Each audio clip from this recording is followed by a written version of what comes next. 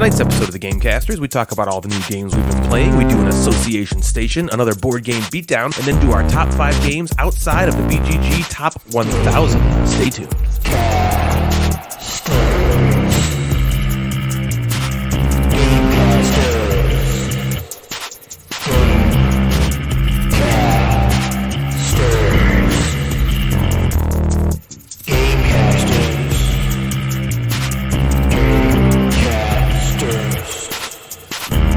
Hello there, gamers, and welcome back for another robust serving of the heartiest podcast that comes out as painfully as it goes in. I'm your host, Ryan. I'm Natalie. And I'm Jeff, the mad board gamer. And we are the Gamecasters. We have a fantastic show all lined up for you today, so stay tuned for another massive, depression-inducing board game beatdown segment. Check your vanity at the door while you hear your name shouted out on the Instagram inbox. Flex your medulla oblongata while you try to best our two hosts in this episode's association station, and revel in the beauty of our voices during our 25-minute Tuvan throat singing meditation demonstration.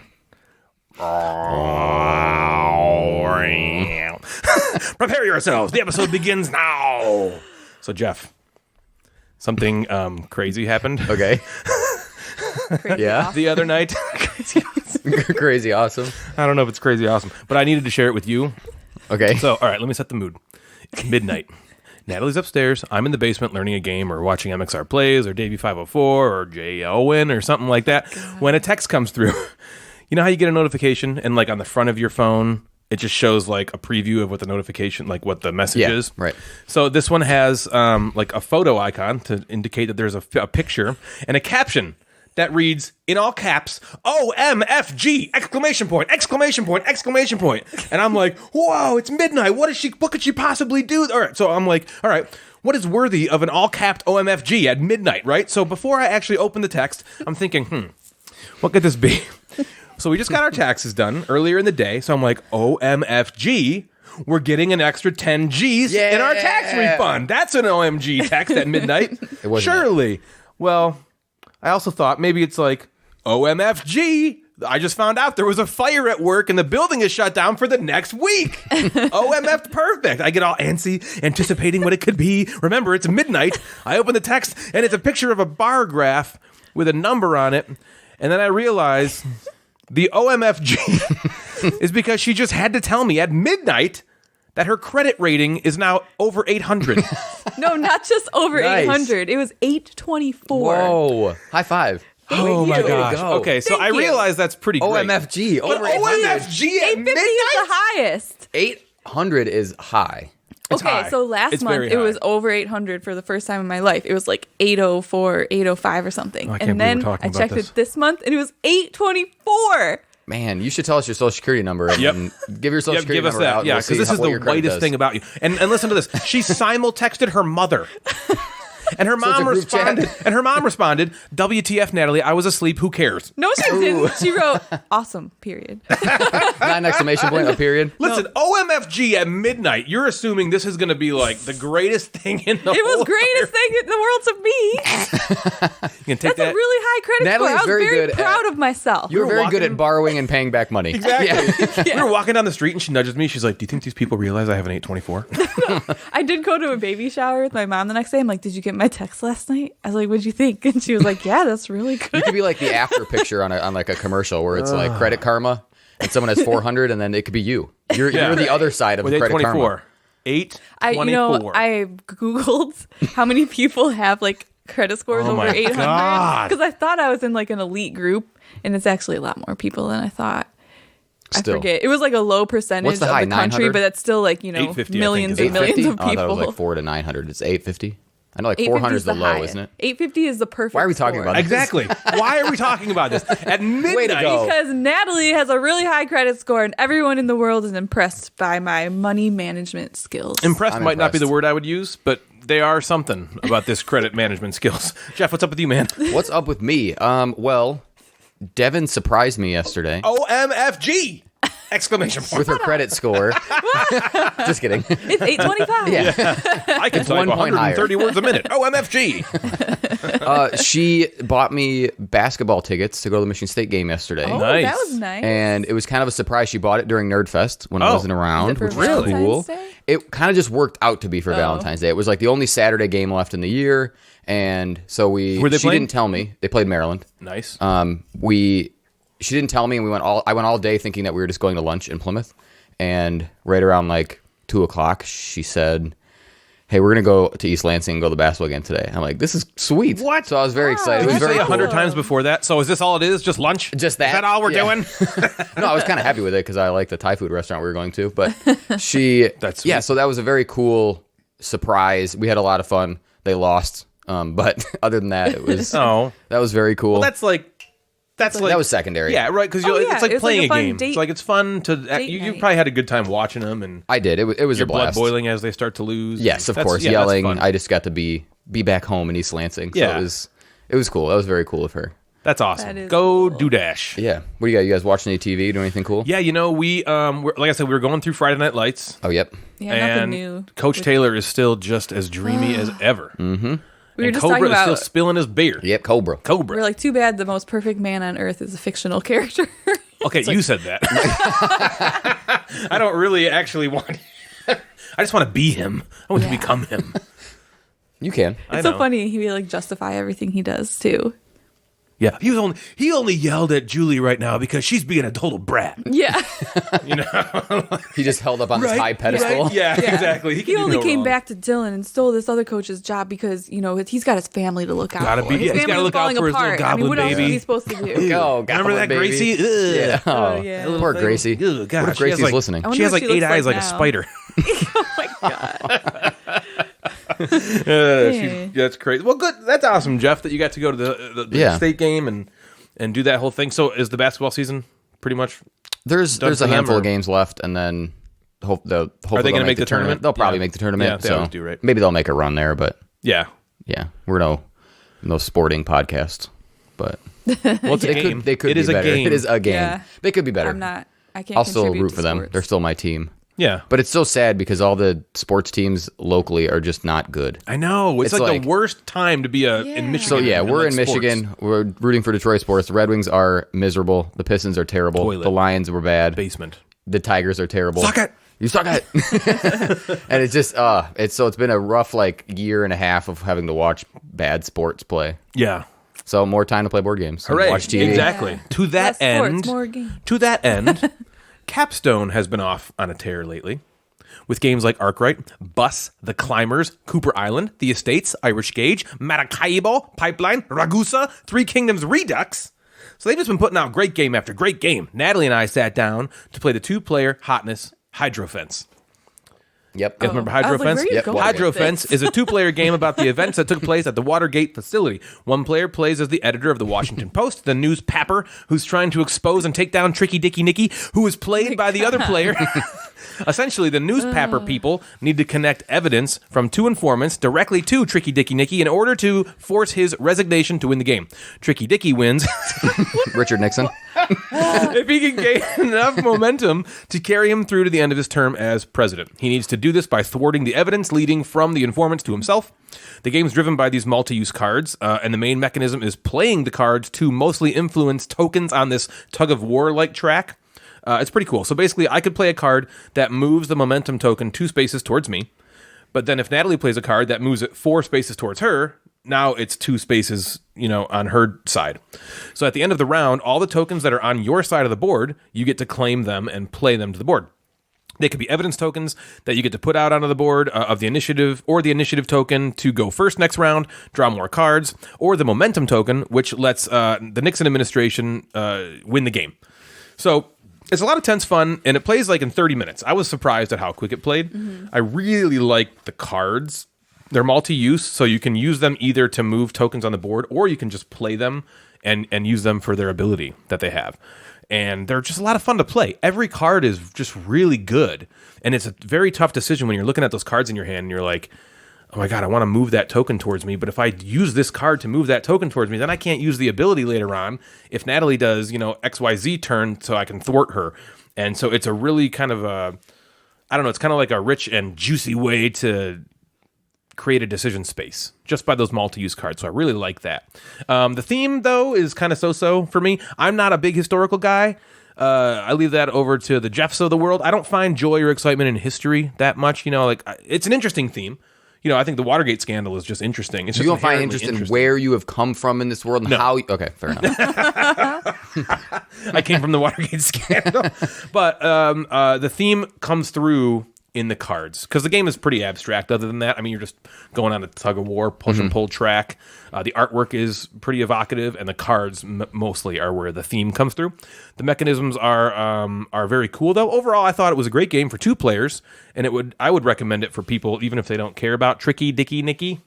What do you think, Natalie? I liked it too. Like you said, I was not really thrilled about the theme at first. We started to play, and I was kind of like, But turns out the game was actually really fun. So who cares about the theme, I guess. Jeff cares. But like you said, I thought the cards were really interesting. Like one of my favorite parts of the game was, the struggle to decide if I should take the action or move on the track.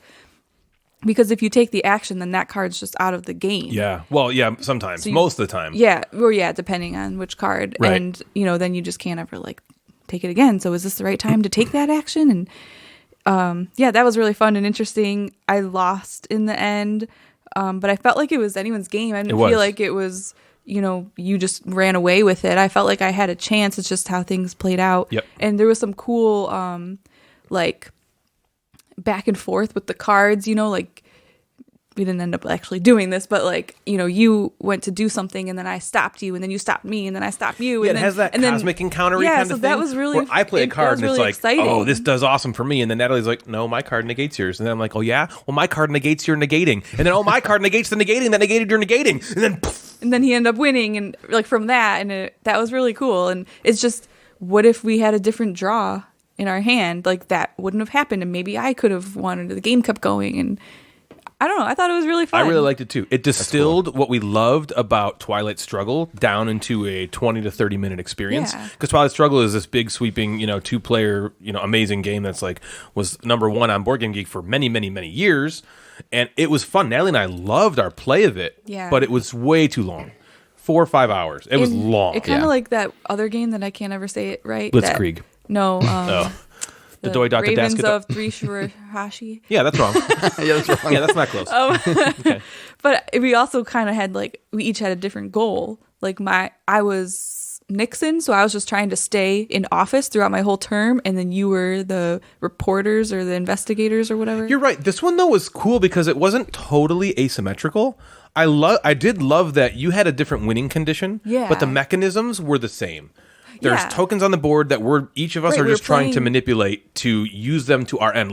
What was cool and asymmetrical about it is once we get the tokens, they do something different. So when I get a token, and it's basically an evidence token, I put it on this board, which it mimics this corkboard map.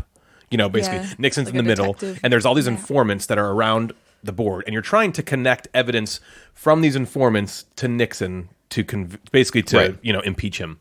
Right. And so if I get an evidence token from winning on this track, I flip it face up and put it on the track, and that is one piece to connect to Nixon. If Natalie wins that same evidence token, she flips it face down, and now it blocks a path. That path, yeah. Yeah, that pathway. So it's really it's cool. And for me, I'm trying to stay in term, and the way to do that is get the red.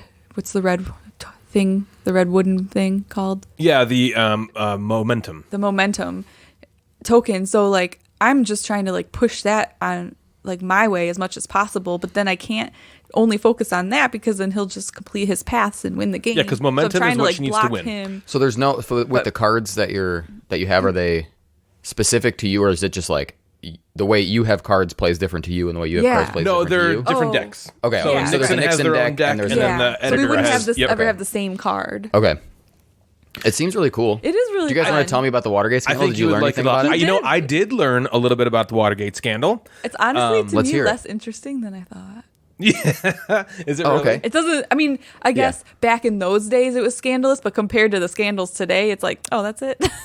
Yeah, I guess what was interesting about it to me was, what it kind of reminded me of, Jeff, actually, is like what happened to the New England Patriots.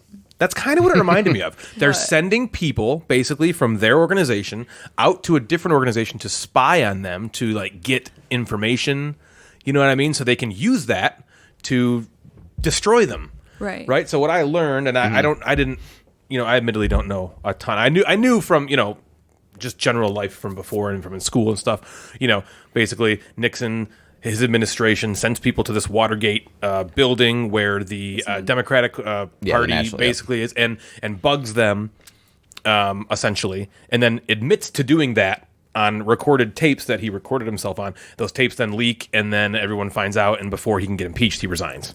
Right. So And basically, it's essentially like what the happens. president doing What I illegal didn't realize, activity. which I thought was more interesting, was they basically like staged a break-in, and these people like broke in to there, and they're in the middle of bugging it, and then they get caught, basically, and then they have to they're like we run away, and then they get caught, and then as they're investigating this break-in to the Watergate complex, they start unraveling things that are leading all the way back. Yeah, to it was Tricky like Dicky 5 Nicky. dudes like broke into the Watergate hotel and were like doing all this stuff, and they got caught.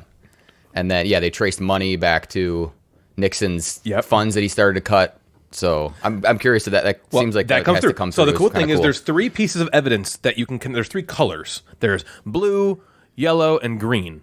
The green I think represents the money trail. Mm-hmm. The yellow represents. I don't remember what they all represent, but one of them is like campaign contributions and money that they funneled to these people. And I can't remember what they called these people. They were like kind of like a little mob gang, that Nixon sent out, and so it's interesting. It's an interesting, in our U.S. history, it's very interesting. Yeah. It was fun after because in the rule book of Watergate, there's this entire thing you can read that just tells you everything. And I read that first before we played. And so it did make the game better for me after reading that and then playing it. Because then you read the cards and I'm like, I just read about all these people. All the informants around the board are real people from the campaign and, from the scandal. And I had just read about all those. So I'm like, oh, okay, I know this person was the one, who was trying to block the press from coming in and investigating further. And so that this guy, if I could link him to Nixon, then so it was really cool. Yeah. I see this game. I see this game everywhere. People love it. Yeah, it is really fun. I was impressed. It seems easy to play back to back to back, right? Yeah. Like you Yes. just switch sides. Like, okay, Yes. you were Nixon, right, Natalie? We're like, would you Yeah. want to play the press and just switch back? Like, it'd be very and cool. It's We both quick decided enough like that you we'd could play the same multiple side times. one more time each, just to make sure we got. And then Yeah. we switch. Yeah, it's because it's the mechanics are the same. It's not asymmetric in a way of Root or Vast, the Crystal Caverns, or something You have to, where like, learn where your something else. rules are completely Yeah. different. Right. You play the game the same way. So anyway, that's Watergate by Capstone Games. Yeah. Natalie and I both loved that one. If you are looking for a 2-player kind of abstracty game that plays in like a half hour and you like that historical theme, you can't really find anything better than that. If you're looking for a Twilight Struggle-y game that gives you a similar feeling, this is the game for you. So it's really good. That is Watergate. Jeff, what about you, man? What have you been up to? Well, game-wise? I'll keep the 2-player theme going. Let's do it. I need to give a shout out to Furious Tree Games, who gifted me a game called Widget Ridge. Ooh. Which I'm going to need to think about saying as I say it because Widget it seems Ridge. Yeah, that's like a tongue it could be twister. Widget Ridge. tongue twister. So Widget Ridge is a 2-player deck builder, which has a steampunk theme. Oh, it's 2-player only. Oh. So it's 2-player only. It supports a solo where you're playing against the game, playing against a scenario. And I believe if you buy another copy of the game, you can play it with 4. Or they could come with like another starter pack to play with 3 or 4 people. But just buying the game, the $20 game is a 2-player deck builder. And steampunk never grabs my attention. Me neither. But I didn't feel like that would turn me off from the game at all. Yeah. The art was very cool. It's not unlike any other deck builders like a Dominion or like Star Realms or Ascension, where you're drawing your cards, you're playing your cards, you buy things, you add them to your deck, You do it again. you repeat. Yeah. And that part was fine. And if that was the only part of the game, I would have not played it. Sure. But myself, and I played it with one of my students at school. Shout out to Deep Patel. Deep Patel.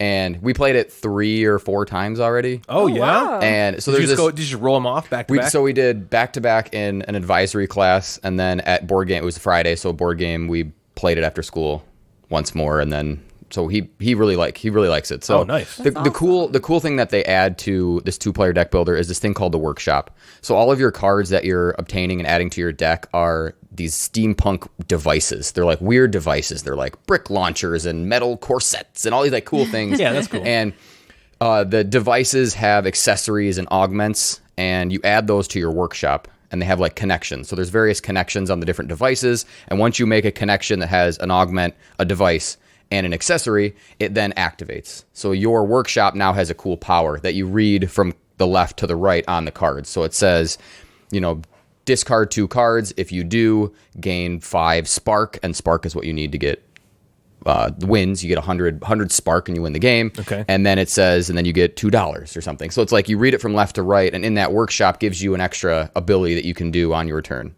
So you can also like replace things. So if I want to change my device out, I can change my device out for a new sort of action. So that was a very cool change to that sounds cool. To games. Your special power basically can be different every time depending on which cards you put together. Yeah, and you can change it depending on, there's one that allowed me to like take away the other player's workshop. So it's like if they had someone that was very good, if they had a workshop that was just scoring spark and spark and spark, I could have destroyed that.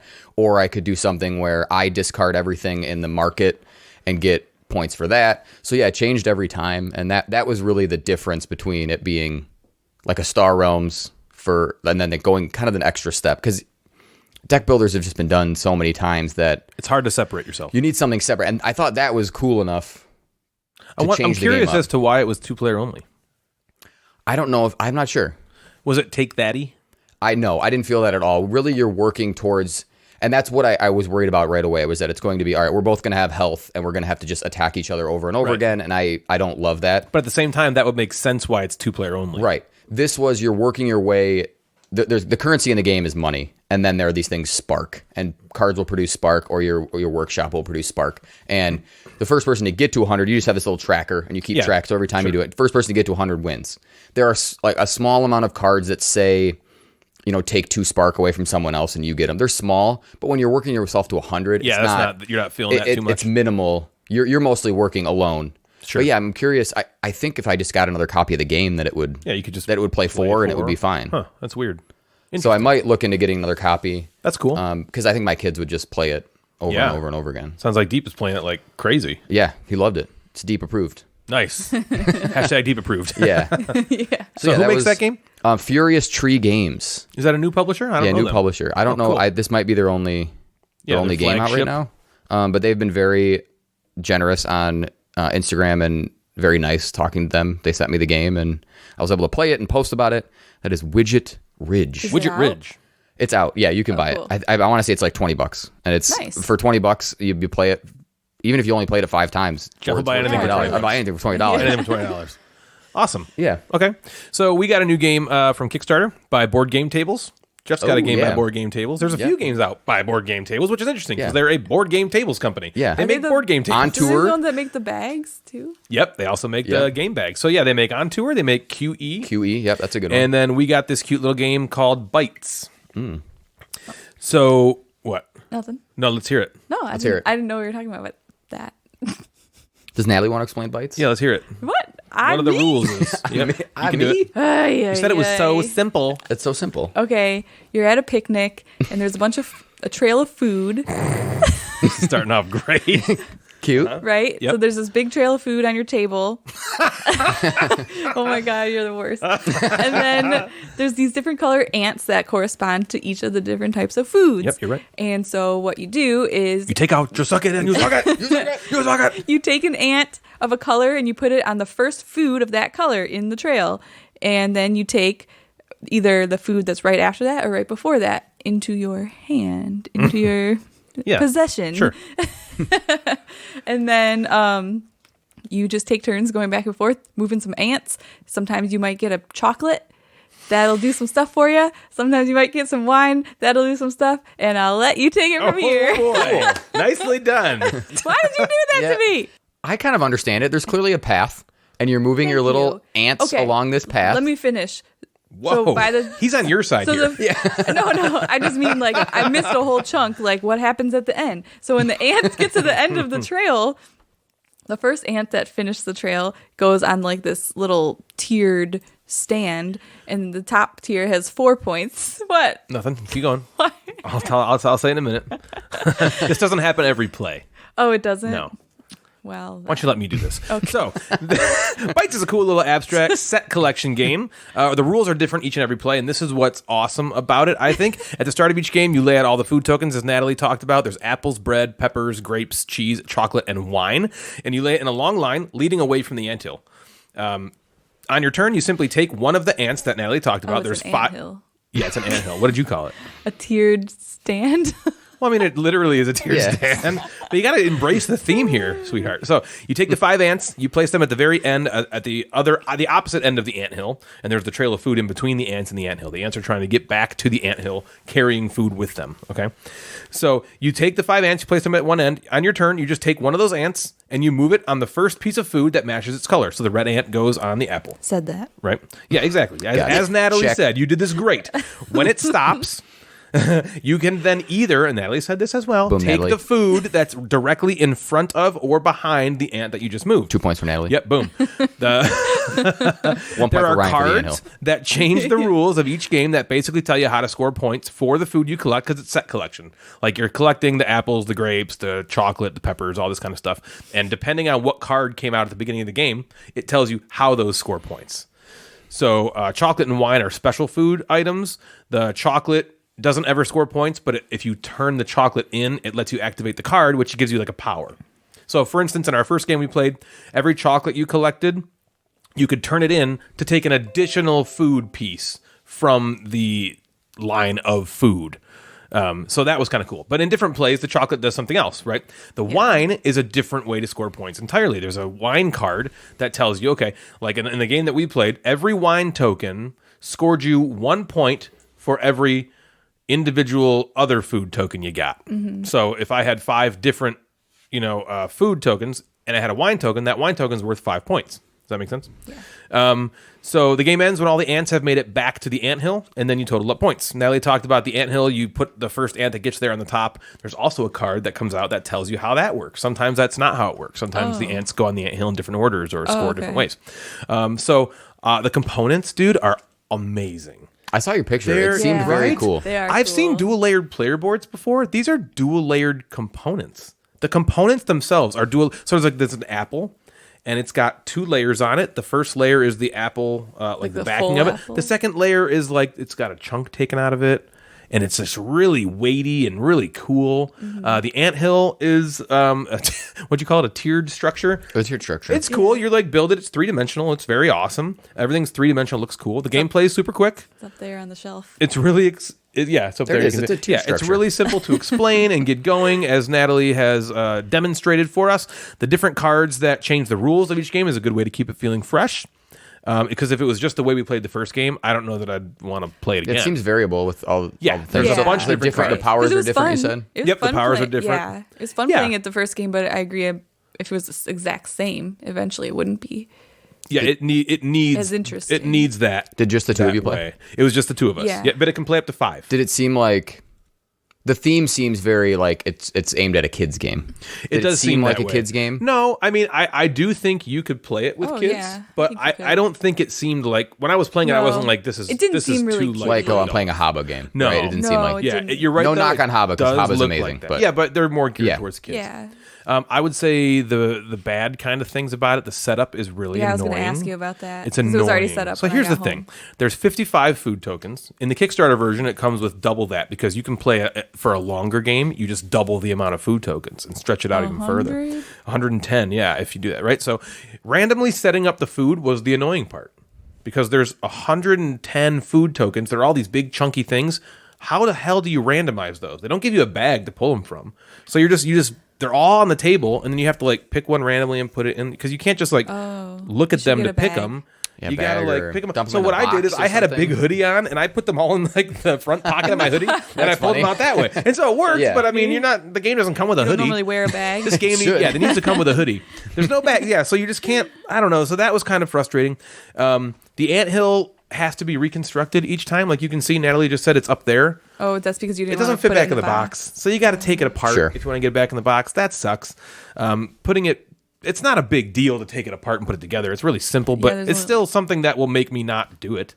Here's what I a mean? question, because sometimes I look at this reminds me of that butterfly game you were talking about. What Yeah, was the- Papillon. Oh, yeah. Papillon, where if you had to do that every single time, Yeah, you wouldn't. You would never do it. But would not as you bad. would that game be, and Papillon including Papillon would be? I don't know if that game would be as attractive if it would just tiles, where you place Yes, the agreed. butterflies on the tiles, or this if you just place the ants on a spot. Would that be as attractive?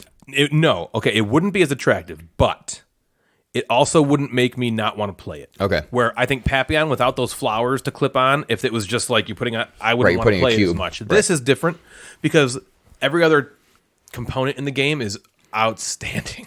Just those food tokens in general are beautiful and fun to handle. They're really big, they're really chunky, they're really nice. But I will say, even with the randomizing of and the cards that change the rules, I still think this game is going to suffer from becoming samey relatively quickly. There's just not much. You samey, yeah. There's just not that much on the bone. Oh, I to didn't it. realize. It's I simple. thought you liked it more than that. I like it. I don't get me wrong. Okay. I like the game. I had fun with it. Yeah. I can just tell it's Yeah. not gonna be a game I play 50 times. Oh yeah. You know, we're not gonna just pull when this I out wanted and to play play all it the again time. right away. Like Yeah, I me liked too. it, but I agree. It's just a little light game, so it's not. We're probably gonna like get it on a kick, and then probably like be done with it. Yeah. Overall, I would say I liked it. I was hoping to be entranced more. So I was hoping that it would be more like. It was good. It was Yeah. very good. I You needed know, to I thought prove it was. myself. I didn't because think Ryan it was took amazing. all of the wine tokens. Yeah, I crushed y'all. All so. of them. And you like wine in real life, so why didn't you take them? Well, I was trying. I just didn't. You know who else was trying? Ryan. Trying. You know what I did? Ryan. I took out my suck it. You know what I did, Jeff? Did you suck it? I sucked it. You gotta watch. If people listening have not watched that episode of The Office, you need to watch it. There's an episode of The Office where David Wallace invents this. It's a Wasn't he- shop vac He for was kids. unemployed, Yeah, to right? clean. 'Cause he Yeah, got it's called the let Suck go. It, and what it does is it makes a noise and sucks up kids' toys. And so then he makes a song with his son Teddy, I think is his name. And Jeff and I have just not stopped. It's just too that, funny. which is what we do when we get on something that makes us laugh. We keeps don't going stop and it going. forever. This is we did this last episode too, just off air. So anyway, what did you think overall? Would you say of this game, Natalie? I thought it was good. What'd you think? Yeah, I thought it was good. I want to play it again, and I feel like a bunch of friends, who are like newer into games would like it too. Yeah, for sure. I almost brought it yesterday to game day. It's just that anthill thing stopped me. Oh, really? Yeah, because you just have to take two things now. Yeah. So it becomes less portable that way. I mean, we could have just not taken it, but then you don't get the whole experience. And it was definitely very cute. Yeah, it was cute. What about you, Jeff? You got anything else? Yeah, sure. I want to talk. I've been going on Kickstarter lately. Kickstart. I've been kickstarting As a you're few drinking things. your Kickstarter? Yeah, I've been kickstarting a few Buying things, Kickstarts. which is never good because once I feel like once I stop, I'm okay. Like I don't go on, but when I get when I start backing one, Yeah. I'm like, well, why not this one? Right. And why Pringles. not this one? They're Pringles. So I have two in the Once cart. you pop the Oh, fun, okay, you let's can't hear it. stop or something. Yeah, something like that. What is that? That's Pringles. Pringles? Yeah, Yep. Pringles. Yep, they're going to sue us now. Thanks, Natalie. Well, I probably screwed sponsor up us. the actual thing. Well, can you imagine if we had a Pringles sponsor? That'd be great. Pringles. Is so Pringles. random. Pringles. That's random. Let's cut away. Pringles has a new flavor. We said, cut them up. So I backed the Parks expansion, Right. That's right. I heard that was yeah. on. which I'm very excited about. My kids, my kids, I mean my students. Teachers out there know that you refer to your students as kids. So my students played just Parks and really liked it. Oh, yeah. So, and I've played it a couple times and also really liked it. So I'm getting the expansion. And then I also backed the hotness. I backed Kanban. Nice. Nice. Me too. EV. You did? Me too. Yeah. Yeah. I'm backing Yeah, that for too. a couple reasons. One, I think that game is something that is heavy, but also is playable at my house with Devin. Yeah. And then I have access to getting the other Vital Lacerda The cool thing games. about, because all these Vital Lacerda games are, other than CO2, I believe, are available through Eagle Griffin. Mm-hmm. Okay.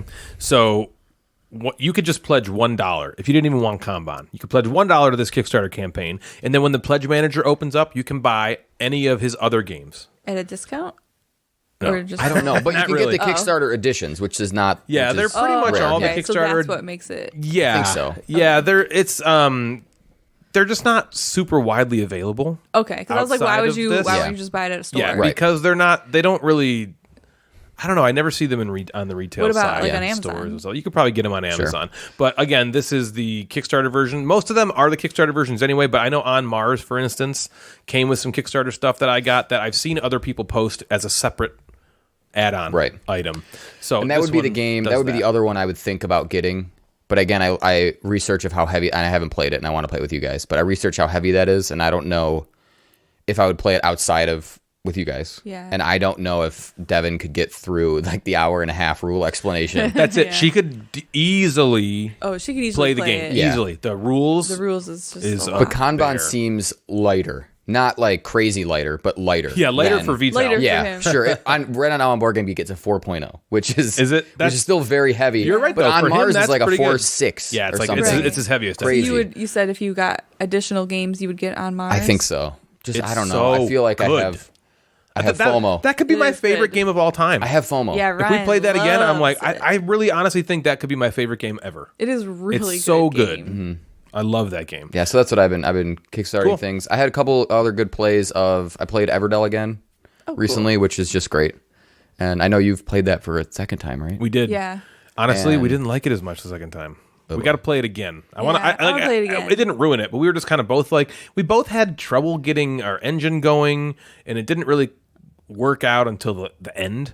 And then we were just kind of like, I don't know. So it left Okay. us feeling Yeah. like, We played with the Pearlbrook expansion again. We're looking forward to Yeah. getting all these other ones. yeah, me too. Yeah. Thankfully, for how amazing that game is, I'm glad I don't have it because there's just so much stuff coming out, and I would feel like I have to keep getting it Yeah. and getting it. Yeah. So luckily, Joe has it and Dave has it, and I don't. Oh, that's right. have Joe to. has You it can too. just piggyback Yeah. off that. Okay. Yeah, I don't cool. have to. And Yeah, then right. I played play Wingspan, which was great. Oh, you did. I played with a couple students, and I only had a few students show up to Board Game Club last week, and we went into the newly renovated Teachers Lounge. Oh, So I took them into the Teachers whoa. Lounge, Fancy. and we played Wingspan Presidential suite. there. And so yeah, I've been playing a lot of games for a second time instead of like brand new That's ones. awesome. So Hence my resolution. Yep. yeah, so that's it. What else? Grim me like that. We also, Jeez. I mean, Like it's before my we get fault. into the other game, on Friday night, two we more. also played Mansions of Madness at my Hmm. sister's house, and we ended up putting like the app on their enormous They have like a 65 or 70 inch That's TV. cool. TV, Yeah. which was like in the other room, but we could easily still just like see everything. That's and cool. Hear everything, and then we turned out all the lights in the house except for this one light that was like right above the table. So And we had this big and their house is screen TV. they have a really nice big house, Mm-hmm. and so we're playing the game, and I'm reading all the text like, ooh, the demon And then comes the in the window, music and all of a playing. sudden it's starting. You hear, and Frankie's like. What is that? And it was She's like, Kyle's- Kyle, go get the door. It was Kyle's parents. They're at the door, and they see Frankie go like look out, and then she runs away, and they're like, "What the hell?" And so Kyle goes to the door, opens it up, and comes in, and his mom's like, "Frankie, why did you just What look are at you me doing?" and run away?" Frankie's like, most of what she did was she saw him. She's like, Kyle, it's your parents. She's like, can you go answer it? I'm scared. Yeah, What a great game! Like It to was get so fun. like that game's so much better when you just get into it. that's the thing. And It's it's so so good. evocative and Yeah. experiential, and you need to embrace it by we like turned all the lights off. They put the fireplace on so you could see like Yeah, the fire music flicking. playing. Well, then we weren't that far into it when his parents came over, and we kept talking about like, oh, the monsters are gonna come out. So I think we like freaked her out, but then she realized like, oh, the monsters are just these little. Oh, I guess Like, it's it just wasn't a game. big deal. I guess it's just Yeah. a game Oh, after okay. all. But we're making it all like scary. She thought like I called somebody like, "Hey, at 20 minutes into this game, come over and knock I on need the you to door." knock on the door and run away. And then just scream really loud and leave. That's awesome. So, we also played a trick-taking game that we got from Gen yeah, Con. we have 2 more games. Huh? Oh my God! Is it Tournament at Camelot? No. Oh no. I did think Darn about it. bringing that one, though. It's another trick-taking game we got at, got a lot of Gen Con, and it's also not trick-taking games to Indulgence, which we had at Gen Con, too. Now, this was the most recent Gen Con. This one has concepts like every trick-taking game, colored suits with numbers on them that you play in a round, and highest number wins the trick. Certain color cards trump, suit beats all of the blah, blah, blah. What sets this game apart, this game called Time Chase, Oh is that, man! there is a time travel element to it, which is super cool. So you Very can actually cool. go back in time and change the outcome of a previously played trick, which is interesting. So basically, you're trying to be the first one to control 3 tricks at at once. Think Cosmic Encounter. You controlling 5 colonies, you can get them taken away from you. But as soon as you have 3 of these at one time, the game ends immediately and you win. It lasts until, like I said, someone has control of that. Or if you're playing with 5 and 6 players and it could go 10 rounds and no one has 3, that would also end the game. So it never goes longer than 10 rounds, whichever happens first. So the way it works is you play a trick to determine the winner. Right, so if it's the 3 of us playing, I play a card, Jeff plays a card, Natalie plays a card. Whoever wins that trick, the card that was led and the card that won go into this spot, like on the table, and that's considered the first spot of the timeline. Say Jeff won that trick, he puts his token, one of his 3 tokens, on that timeline token to show that he won that trick, and now he has one of the 3 he needs. We then move to the next trick. That first trick that Jeff won is still on the table. We move to the next trick. We can either play cards for another trick, or you can spend these crystals that you get through various ways to go back in time. So let's say for instance, Trump is blue. Okay, Jeff won the trick with a 13 of red, the first trick. Okay, you have to follow suit.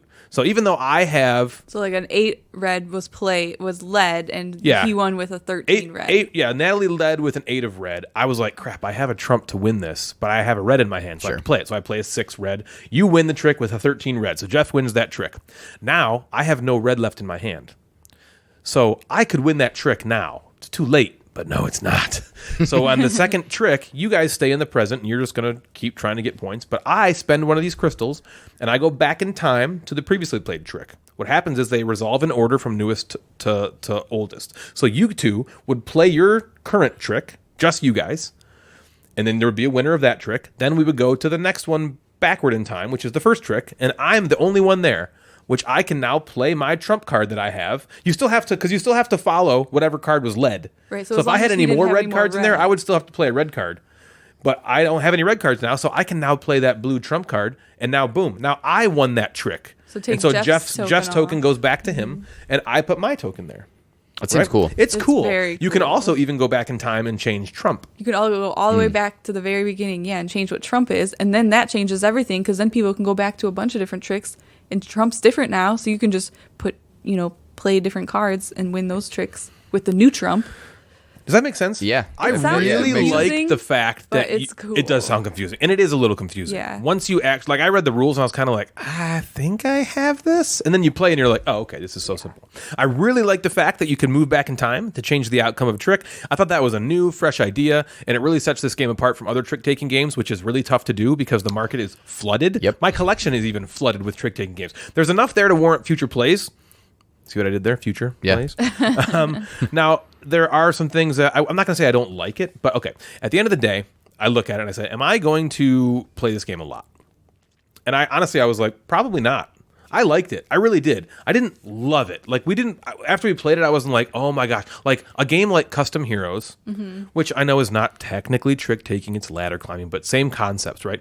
You play Custom Heroes, and I'm like, oh my god, this game is special. This game is like, I want to play this a lot. This is going to stick around in my collection. I think, and I compare Time Chase to that.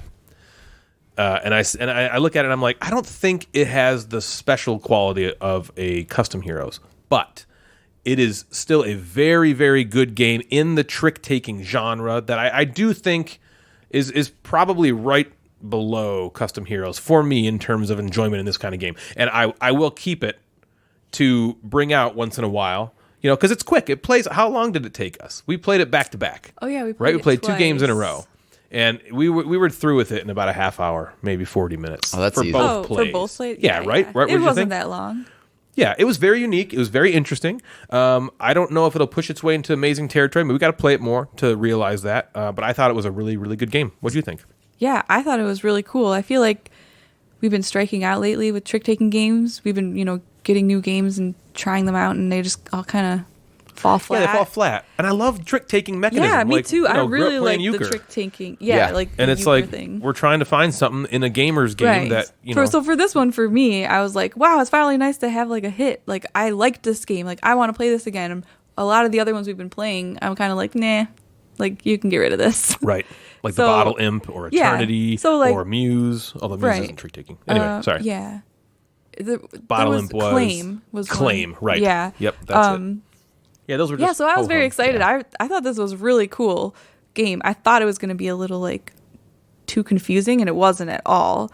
And I mean, obviously, the cool part is going back in time and changing the outcome of the tricks and Trump. And it was fun that you can't see like what other people are going to do. Like you put your gems out, but you hide them, and then you all reveal where if you're gonna go back in time and where you're gonna go back in time. So you can't like change your outcome based on what other people are doing, or change your turn based on what other people are gonna do. And so that turned out to be like really interesting when we played last night. Sometimes like for example, I think like one time, maybe like you had 2 tricks, one, and you just needed that third one. I turned 2 tricks. Or something like that. Yeah. And like 2 people just happened to go back on your other 2 tricks that you had won. Yep. And so And like now I had 0. Yeah. So like, you were alone there Like, and you won darn. that last trick, but then you got your other 2 tricks taken away. And so Yep. you're still like not, And you'd think that would be like angering, like, but it's not.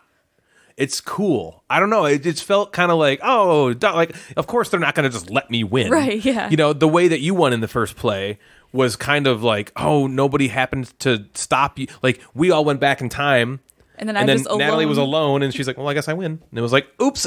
Yeah. We didn't do that. Some more plays, I realized I say this all the time. But, Jeff, I think your kids would love this game. Yeah. It seems I really say this cool. It's all the really, time. it is cool. I liked it a lot.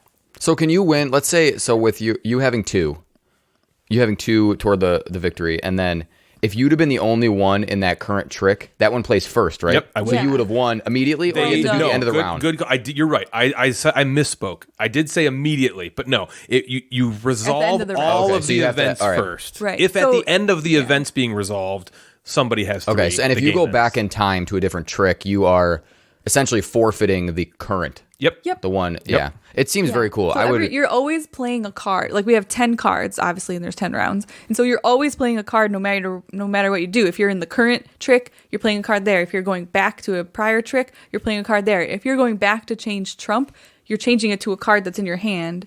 So everyone's always getting rid of like That's an interesting thing. card. That's a good point. You don't ever draw cards in the game. You have 10 that's your cards, hand, and that's what you play with the Yeah. entire game. Yeah, it's interesting. I think your kids would love that. It seems really cool. It was on my want list. I remember wanting to see it and play it. Is it Renegade? Yep. Renegade. I want to play. It was cool. That's Time Chase. Very awesome. Do you have any other games, Jeff? Because if not, we have one we need to talk about. Nah, you go ahead. All right. So there's another game that I've been wanting for a while because I didn't really understand why it existed, and I wanted to find out. So, you know how there's like 800 versions of the Castles of Burgundy for some reason? There's 3. That's a gross exaggeration. There's Castles of Burgundy, and then Castles of Burgundy the dice game, and then Castles of Burgundy the card game. Yep. I don't really understand why Castles of Burgundy the card game exists, because it's essentially Castles of Burgundy. It's in card form, and the cards take up the exact same amount of table space, really. So it's kind of head scratcher for me. This is a similar thing. This is Yellow and Yangtze, which is the sister game to Tigris and Euphrates, the Reiner Knizia masterpiece, in some circles considered his Mr. Holland's opus. Ooh. I was very surprised when Grail Games released this one into the wild because Tigris and Euphrates didn't seem to me like it needed any kind of overhaul or anything like that. Well, they made a few changes. Again, not really sure why. And we got this one to the table last night, and so I'll talk a bit about those changes. For anyone who doesn't know Tigris and Euphrates, first of all, you should because it's a classic. It's awesome. Have you played it? I think we played it a long time ago. Oh, once. Yeah, one Yes, time. a long ago. time ago. This game is Tigris and Euphrates is set in the Middle East. I think it's Iraq, where the 2 mighty rivers, the Tigris and Euphrates, are. I think that's Iraq. Yellow and Yangtze is set in China, Googling it. where the Yellow River and the Yangtze River are. You're building civilizations all over the board, raising monuments in different colors to earn points. Your score at the end of the game is your highest score of your lowest color, which is classic Knizia. Did you confirm it's Iraq? Yeah, and it does touch Syria, but Oh, okay. Yeah, so sort of in the Middle East over there. What makes the game interesting is that if Natalie's over in her corner of the board building monuments that are earning her tons of points, I can come in there and battle her and try to take those monuments from her. And there's a ton of push and pull, and it's really thematic, I think, for a Euro game. Civilizations rise, fall throughout the game, and it just feels epic. And but all you're doing is laying tiles, so it's great. So in Tigris and Euphrates, all the tiles were square, and the leader tiles were circles. In Yellow and Yangtze, all the tiles are hex-shaped. It sounds like a totally different game. Yeah, wildly different. That small change shapes the way the pagodas work, which were the monuments in Tigris and Euphrates. First of all, in Tigris and Euphrates, you had to make a grouping of 4 tiles of the same color to build a monument. In Yellow and Yangtze, it's only 3 tiles in a triangular pattern. In Tigris and Euphrates, you turned those tiles upside down so they didn't contribute to the internal or external conflicts. But in Yellow and Yangtze, you leave them face up so they can contribute to those.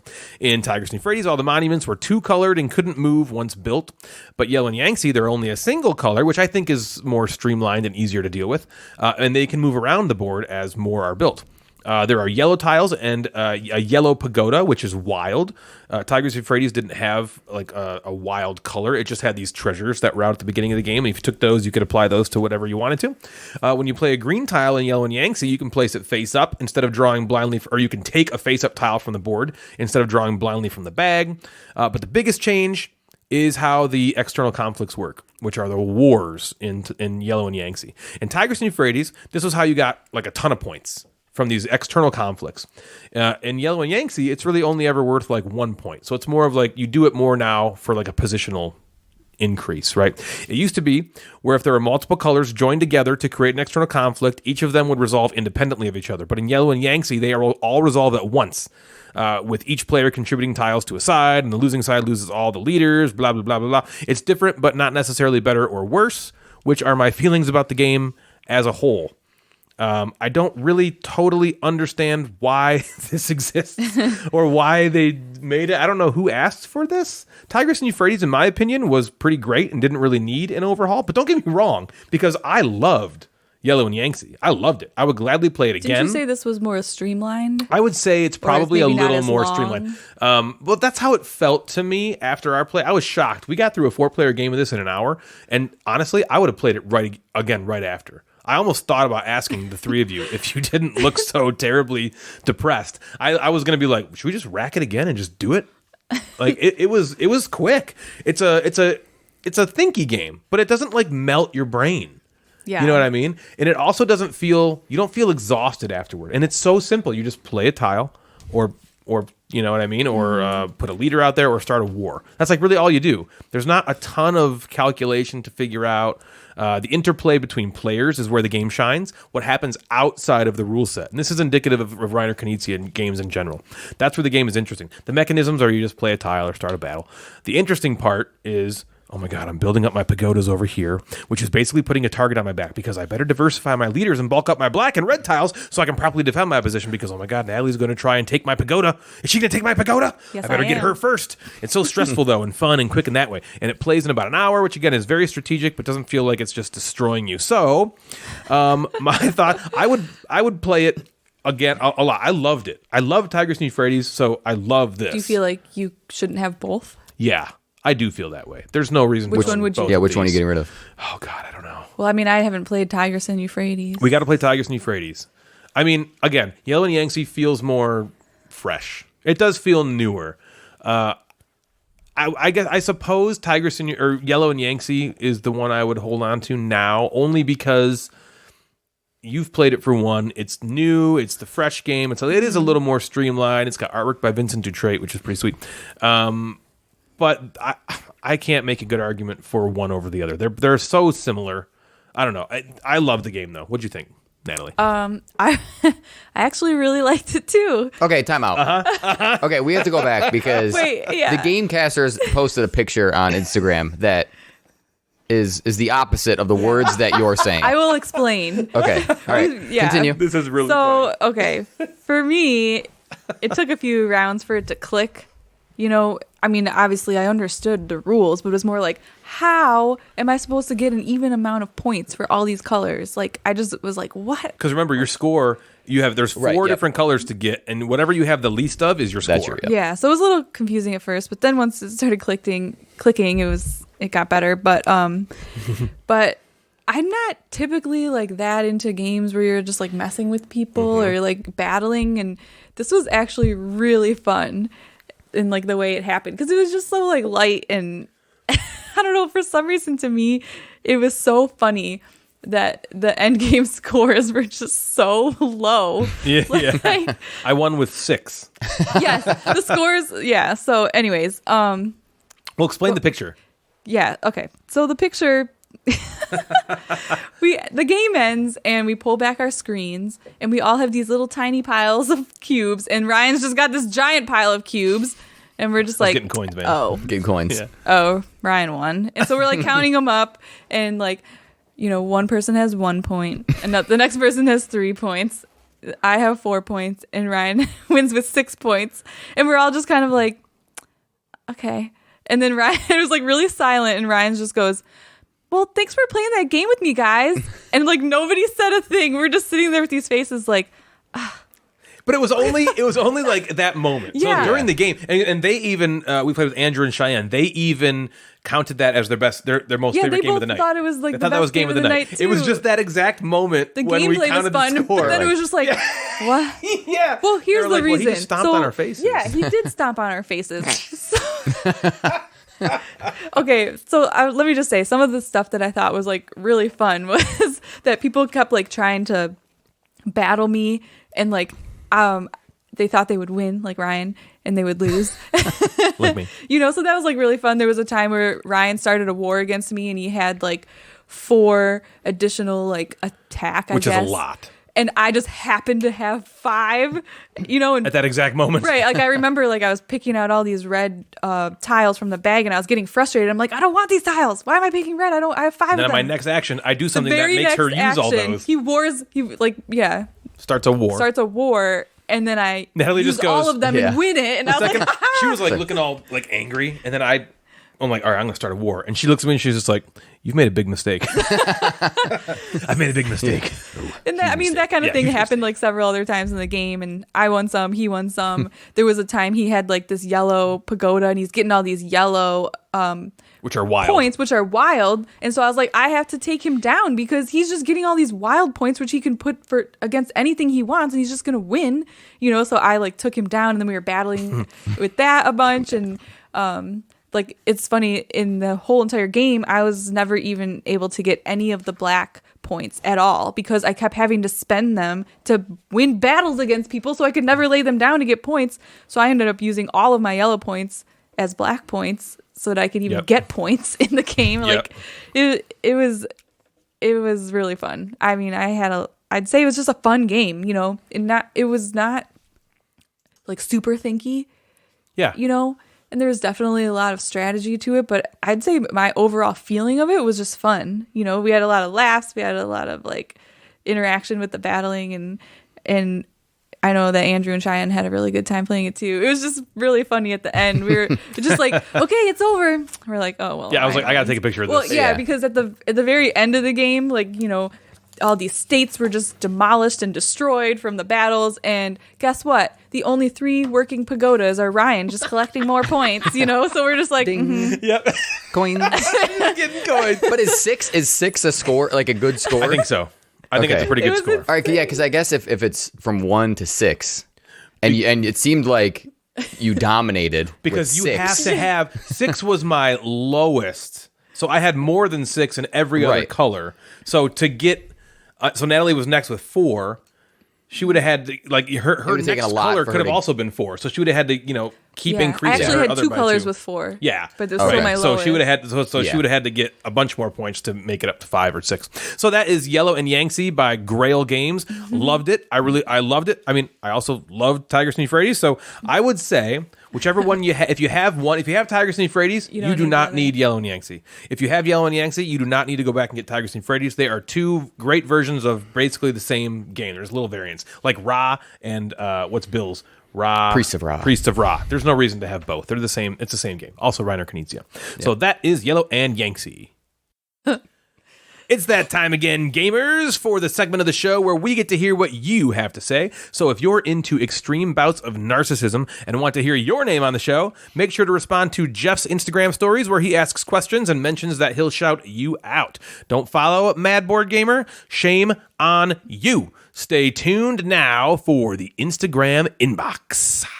And now it's time for the Instagram inbox with the Mad Board Gamer.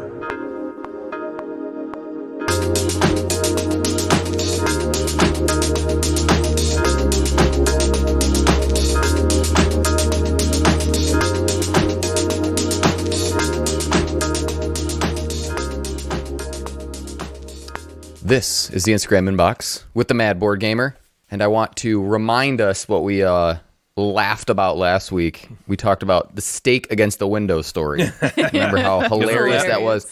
And I got a lot of responses on Instagram and talking to people who just told that story over and over again to other people. I send it to my coworkers, and it is hilarious. Yeah, we got a lot of comments, Yeah. which was great about that story. Yeah, so I instead of kind of our normal, what game are you playing, what are you enjoying, that kind of game question, I went and I asked, and knowing that I wasn't probably going to get dozens of answers, what is your stake against the window, crazy, embarrassing story? Yeah, I want to hear that can't wait. badly. And I got a couple good ones. All right, let's hear it. I'm going to keep both of these people anonymous, Good idea. and for They're both me. some reasons you'll find out. So they're not humiliated. Yeah, so they're coworkers because millions of people are listening, and his coworkers are right. going to know that was you. So our first young gentleman, he or lady. is no, it's a gentleman because Okay, this we is need to know about you're gonna it. Okay. you're gonna need it. This makes more sense. He went out night out with his friends to a local place and ordered some hot wings. And As one does. you're watching sports, you're eating hot wings, and I want you to think of at least in I'm not sure if this was not in the United States, which I'm also just like giving clues to people outside. Yep. So if you're in the United States, you go to Buffalo Wild Wings, you think of that. What's their hot, like crazy hot sauce? Yeah, the Blazing. blazing hot. Think of like a blazing hot wing sauce.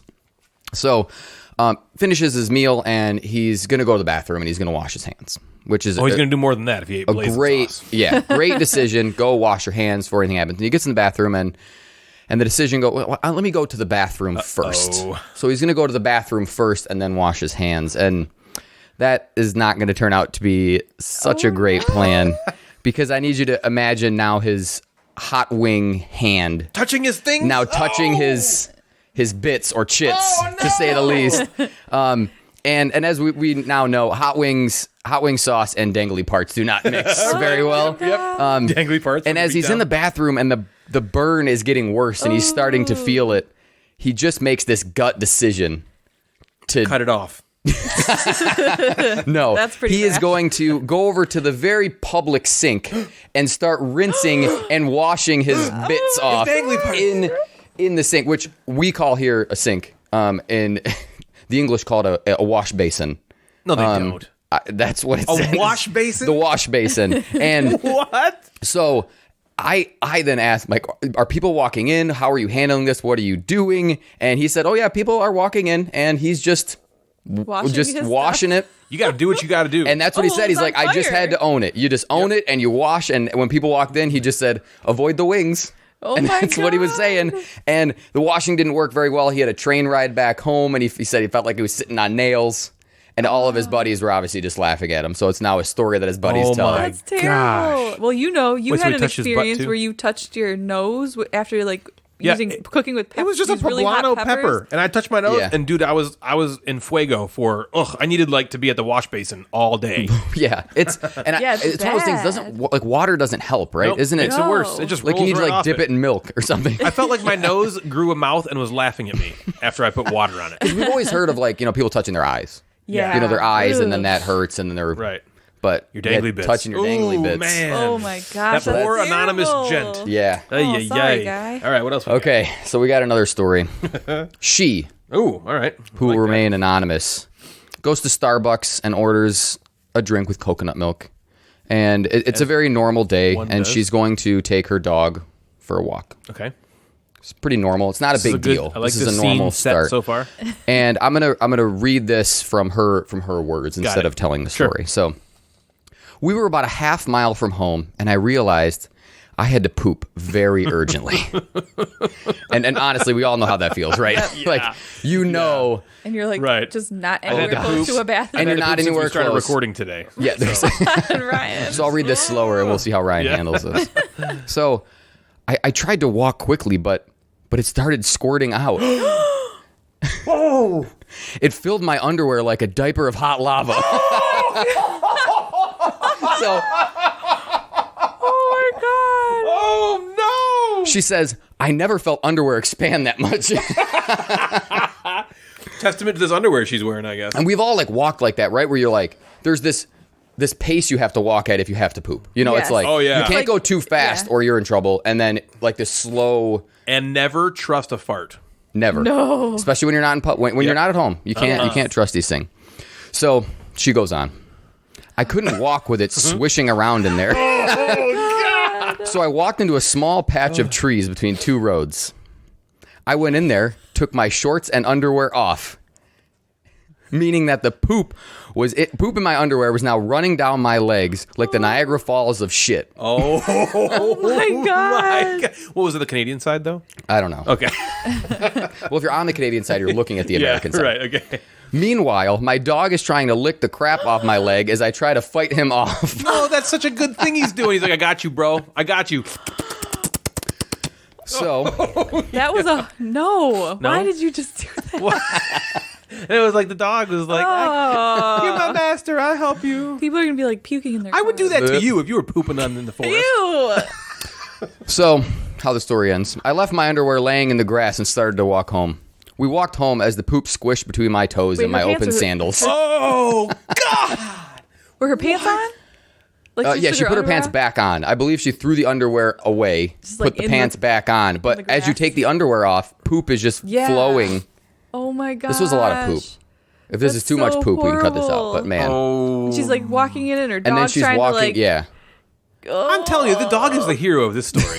This is not like a bad dog. This is a good No, dog. Good that's boy. a normal dog Good thing boy. to You have do. dog. But it's kind of like Dog. We need to urgently get back home, dog. Like just walk. Stop like trying Yeah, to lick, lick Yeah, it on the you're- way. me. Yeah. Let's walk, lick it up, lick it as I go. Oh my god. And I told her, I'm like, this could have been a lot worse because you could have been walking with a group. It Yeah, could have been like could've a been 20 dog people. walking Oh, session. yeah.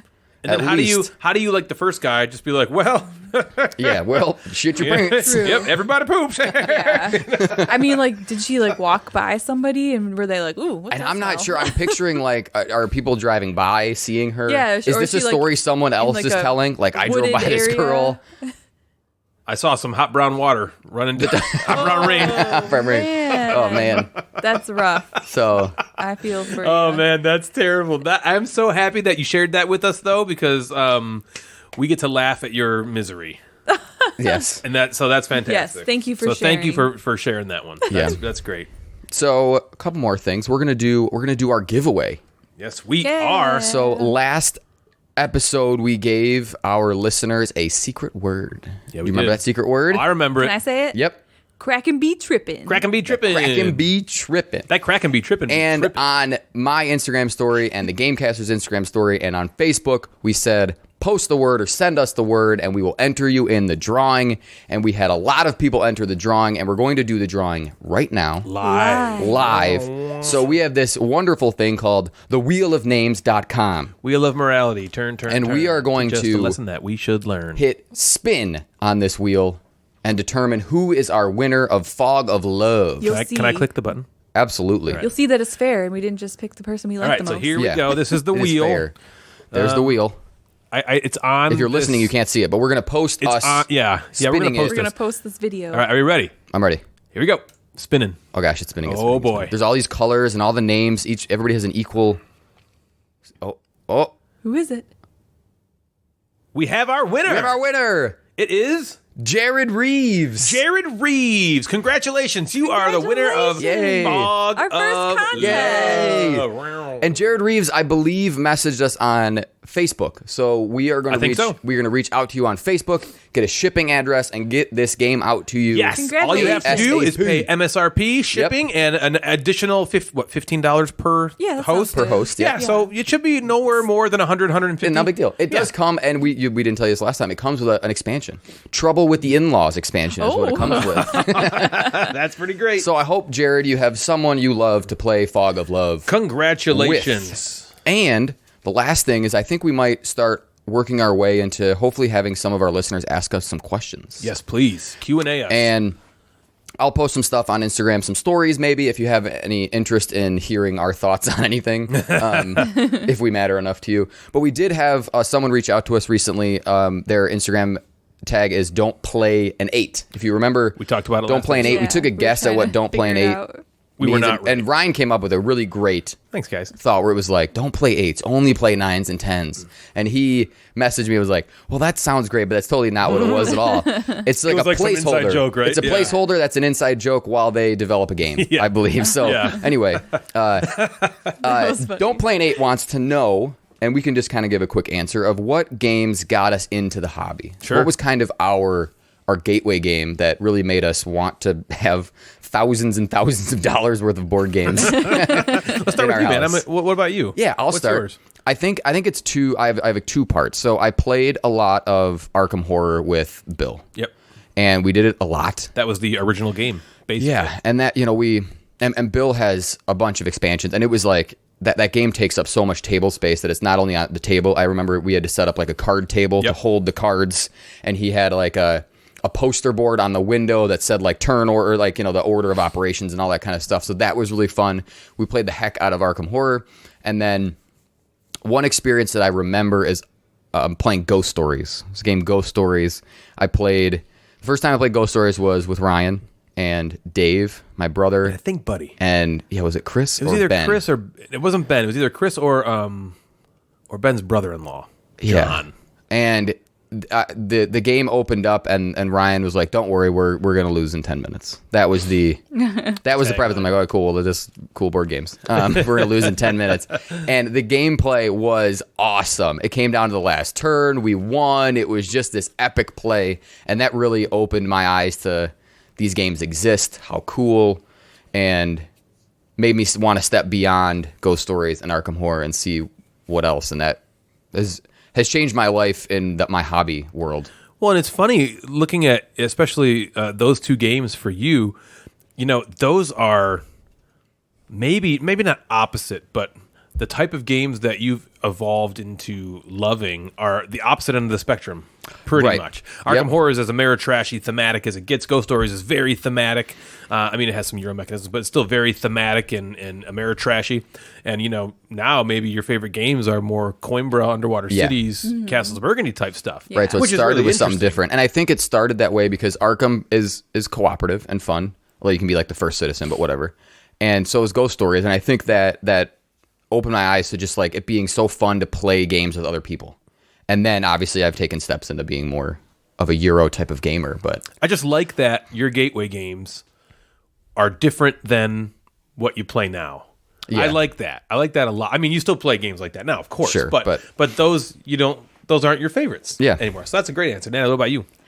Well, I think I've said this before, but I always was into games. In my family, I was known as like the game person who brought all the games to family functions, but it was always games that people who are not in the gaming hobby play, like Taboo and like Apples to Apples. Pictionary. categories. Yeah, Scattergories. Oh, I love Scattergories. Cranium. That kind of stuff. And so then I met Ryan. He found out I was Apparently forced upon you this game. No, he found out I liked playing games, so he's like, try this game. And he played Splendor together, and I loved it. It was like, I think I've talked about this before, but like, when I was a child, I would always play Mastermind, and no one would ever want to play like the thinkier game with me. So I just ended up playing party type games. Being the thinkier game. Well, yeah, I mean, it was compared to like Taboo. You're actually or using your brain to compared to calculate apples. something. right, exactly. And so, I loved that, but that was the only game like that I knew of. I would just play party games. So when we played Splendor,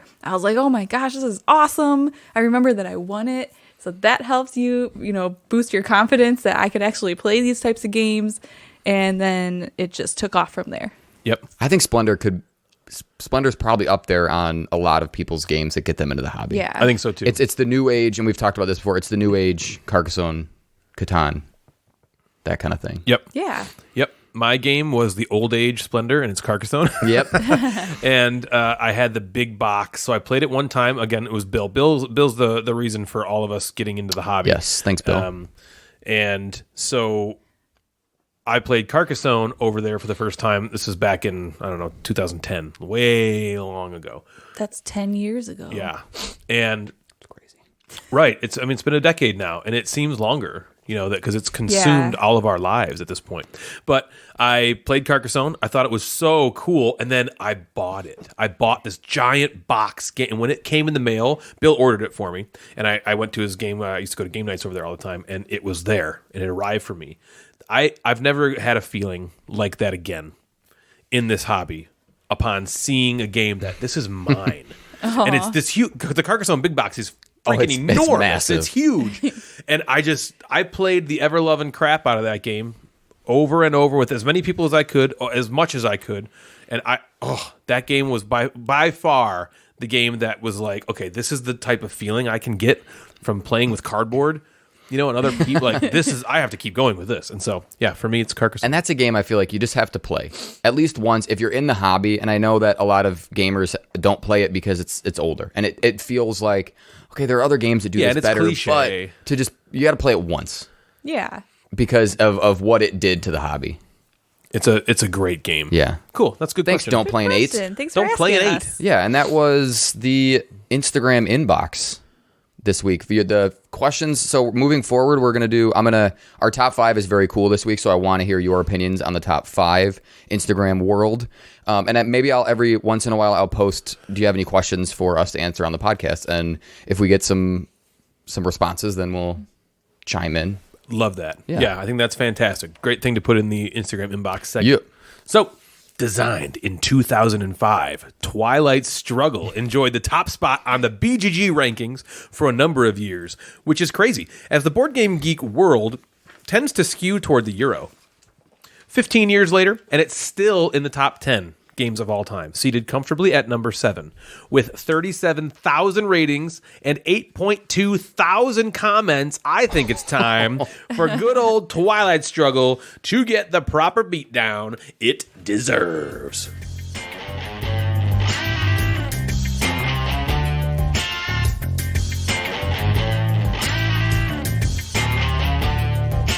Gave you number one. You think you're number one. We gave you number one. You think you're number one. We gave you number one. You think you're number one. We gave you number one. You think you're number one. We gave you number one. You think you're number one. We gave you number one. You think you're number one. We gave you number one. You think you're number one. Hey guys, are you ready for Twilight Struggle to come and get its beat down? Yep. So, yeah. patenry? I don't know. Robert Pattinson? What? Wow. Those that rate this game above a 5 are those that have not seen the obvious. Like they say, God must love stupid people, as evidenced by the fact that he made so many of them. Do not waste your money on this one. Wait. So everyone that likes this game is stupid?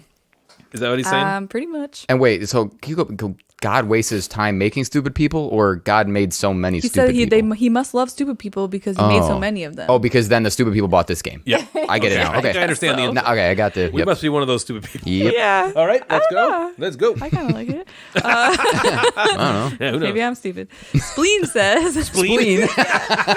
What's my Who's name? Spleen? I don't know. Pick an organ. Spleen. Yeah. How about spleen? Gallbladder says. It's fun to say. I would rather. Wait, is it? Spleen. Spleen. Spleen. Spleen. Maybe you say it enough, it doesn't sound like a word. It's one of And those I'll things. spleen you. What?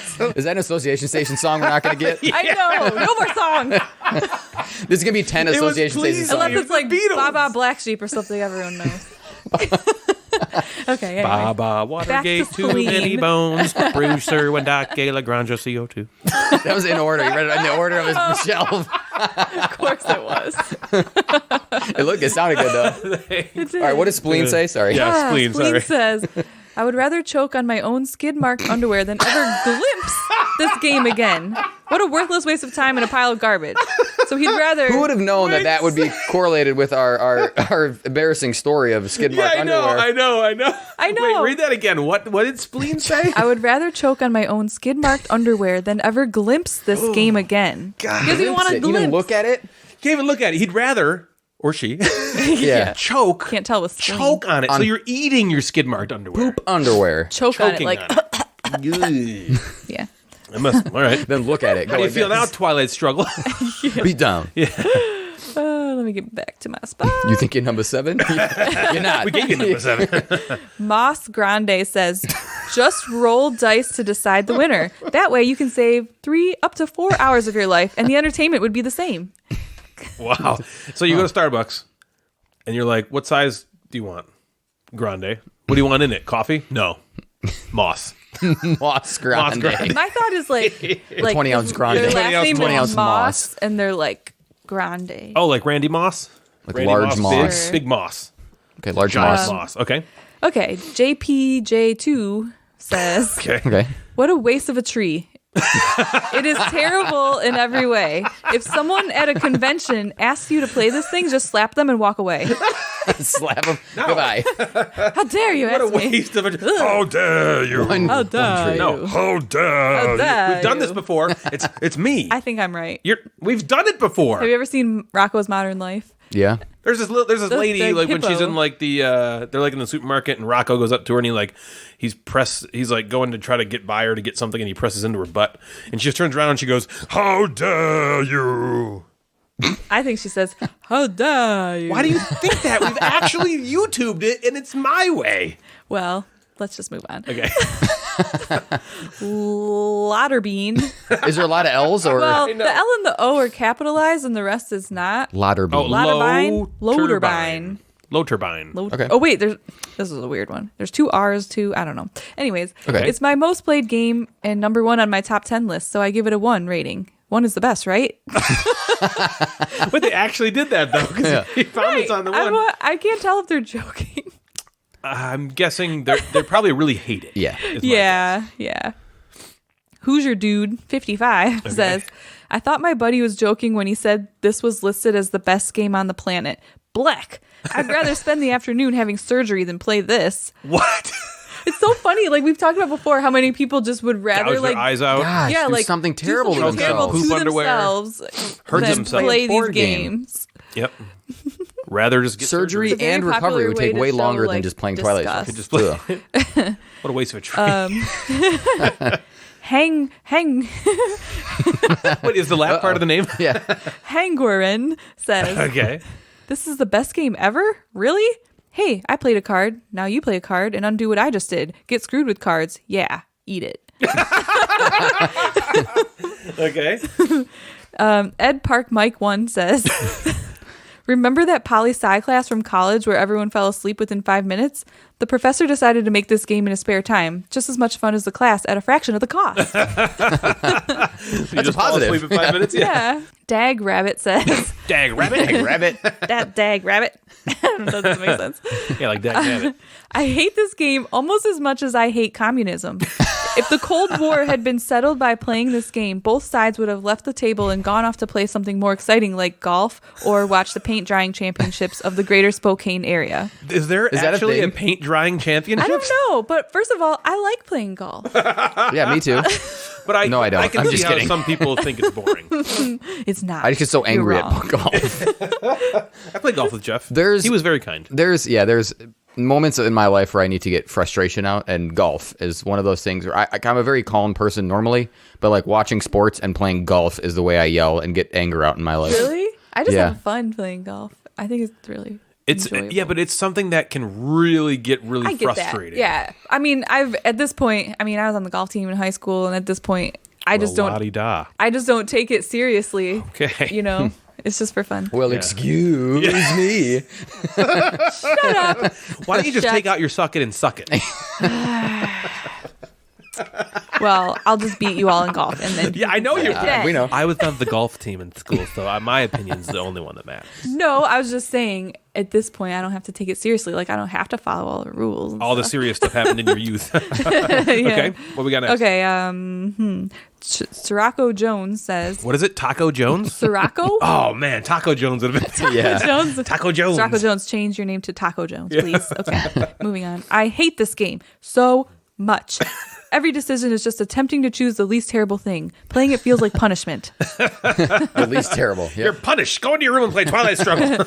Well, this is the least terrible thing. I guess I'll do that because it's all so terrible. Okay. Storm Parky. These are hard ones. Storm Parky. Storm Parky. Storm Parky T or Storm Parkyette, I don't know, says, played it once and did not enjoy it. It just takes way, way, way too long. Our play lasted more than 6 hours. Wow. That's a long time. I don't think the game is any good. Edit. Played it again. Still didn't like it one bit. Won't play again. Good. Thank you for clarifying. At least whatever her name was or his name was. Yeah. Played it again. Right. Gave it Yeah, another, they gave it One more chance. time. Now they won't play it again. That's Shoulder true. bob hand move. Should be my BGG name. All right.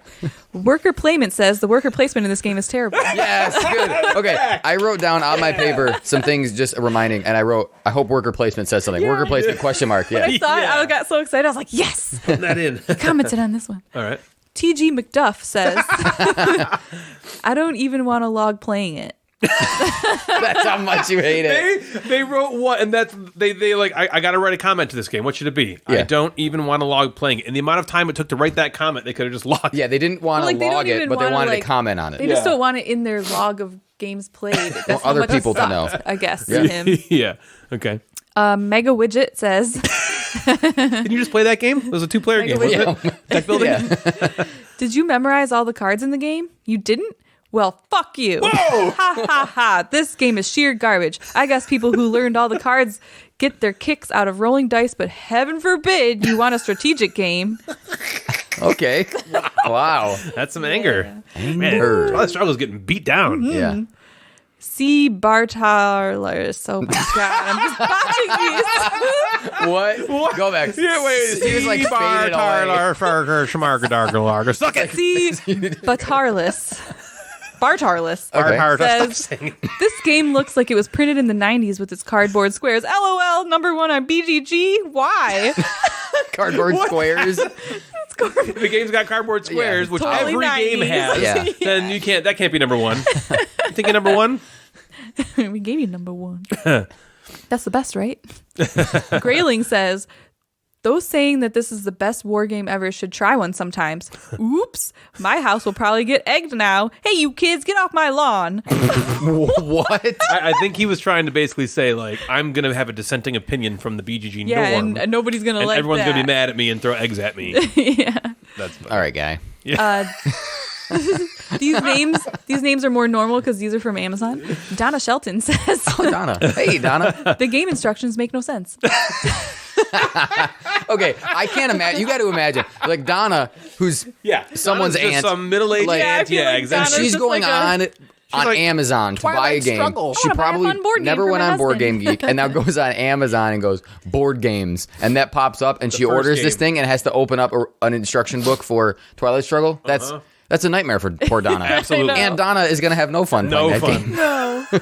No. I wonder if she actually played it. She's like, these instructions make no sense. Garbage. There's no way Donna No, played that she game. binned it right after that. Yeah. Binned it. Threw it in the bin. David C. Andronico says, if you like Access and Allies, you'll hate this. Nothing happens. It's about as exciting as an eye exam. An eye exam. Those are pretty fun. First of all, what if you hated like Access looking and at the Allies? eye Did you like that? Name the bottom row. Yeah, the maybe you opposite would. true? Maybe CXFUY. THISGAMESUCK. What? Okay. That would be a more exciting eye exam if Yeah. it actually spelled I something. like eye exams. And 'Cause I win at last, them. Marion says, never got to play it. We gave up. The board took up our entire table. No room for Fritos and fizzy drinks. Total failure.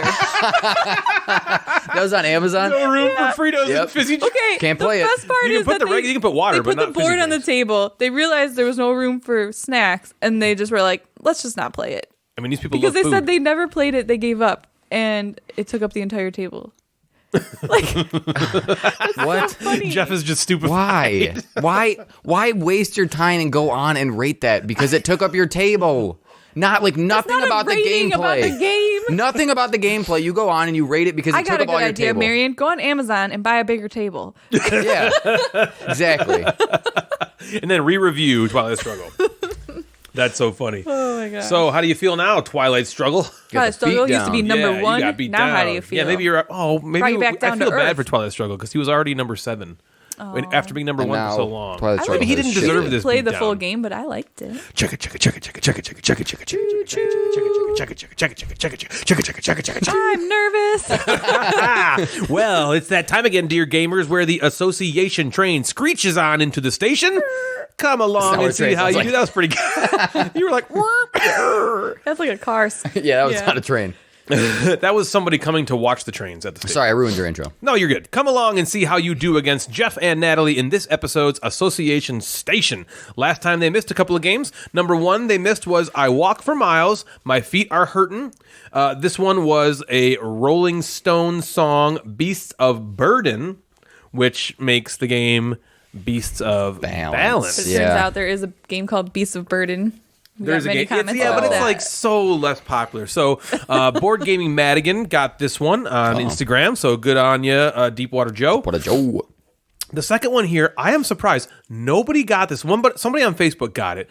But I am really Tilted Token. I'm calling you out here, man. Yeah, where's Tilted Token He at? did get the last one, but how did Okay. he not get? I don't know how we didn't get Nobody this one. got this one. I know. Oriental Monarch. I was a little surprised. When you I was told a me, little I surprised. felt really stupid. This one was King of Tokyo.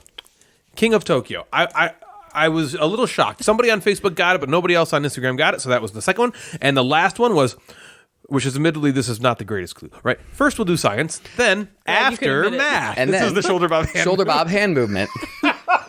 First we do science. If you could see then- us, that would make I more was like, sense. why would I ever say then after math? Well, it was supposed to be a leading kind of thing. I should have said before we'll do science, then after. Because before math. might have led us into Yeah. Yeah, after. that's what but I yeah. was That one thinking. just I get it. really Well, it's okay. confused Tilted me. Token got it. He got that one. Good. Yeah. When I wrote that one, I was Stepping up. like, "Oh my god, I'm so clever," and witty. And then now I feel like it was just dumb and ridiculous. Okay, It wasn't so dumb. on today's Wasn't dumb. Association Station, Tilted we Token have got it. 10 more games for you guys to try and noodle out.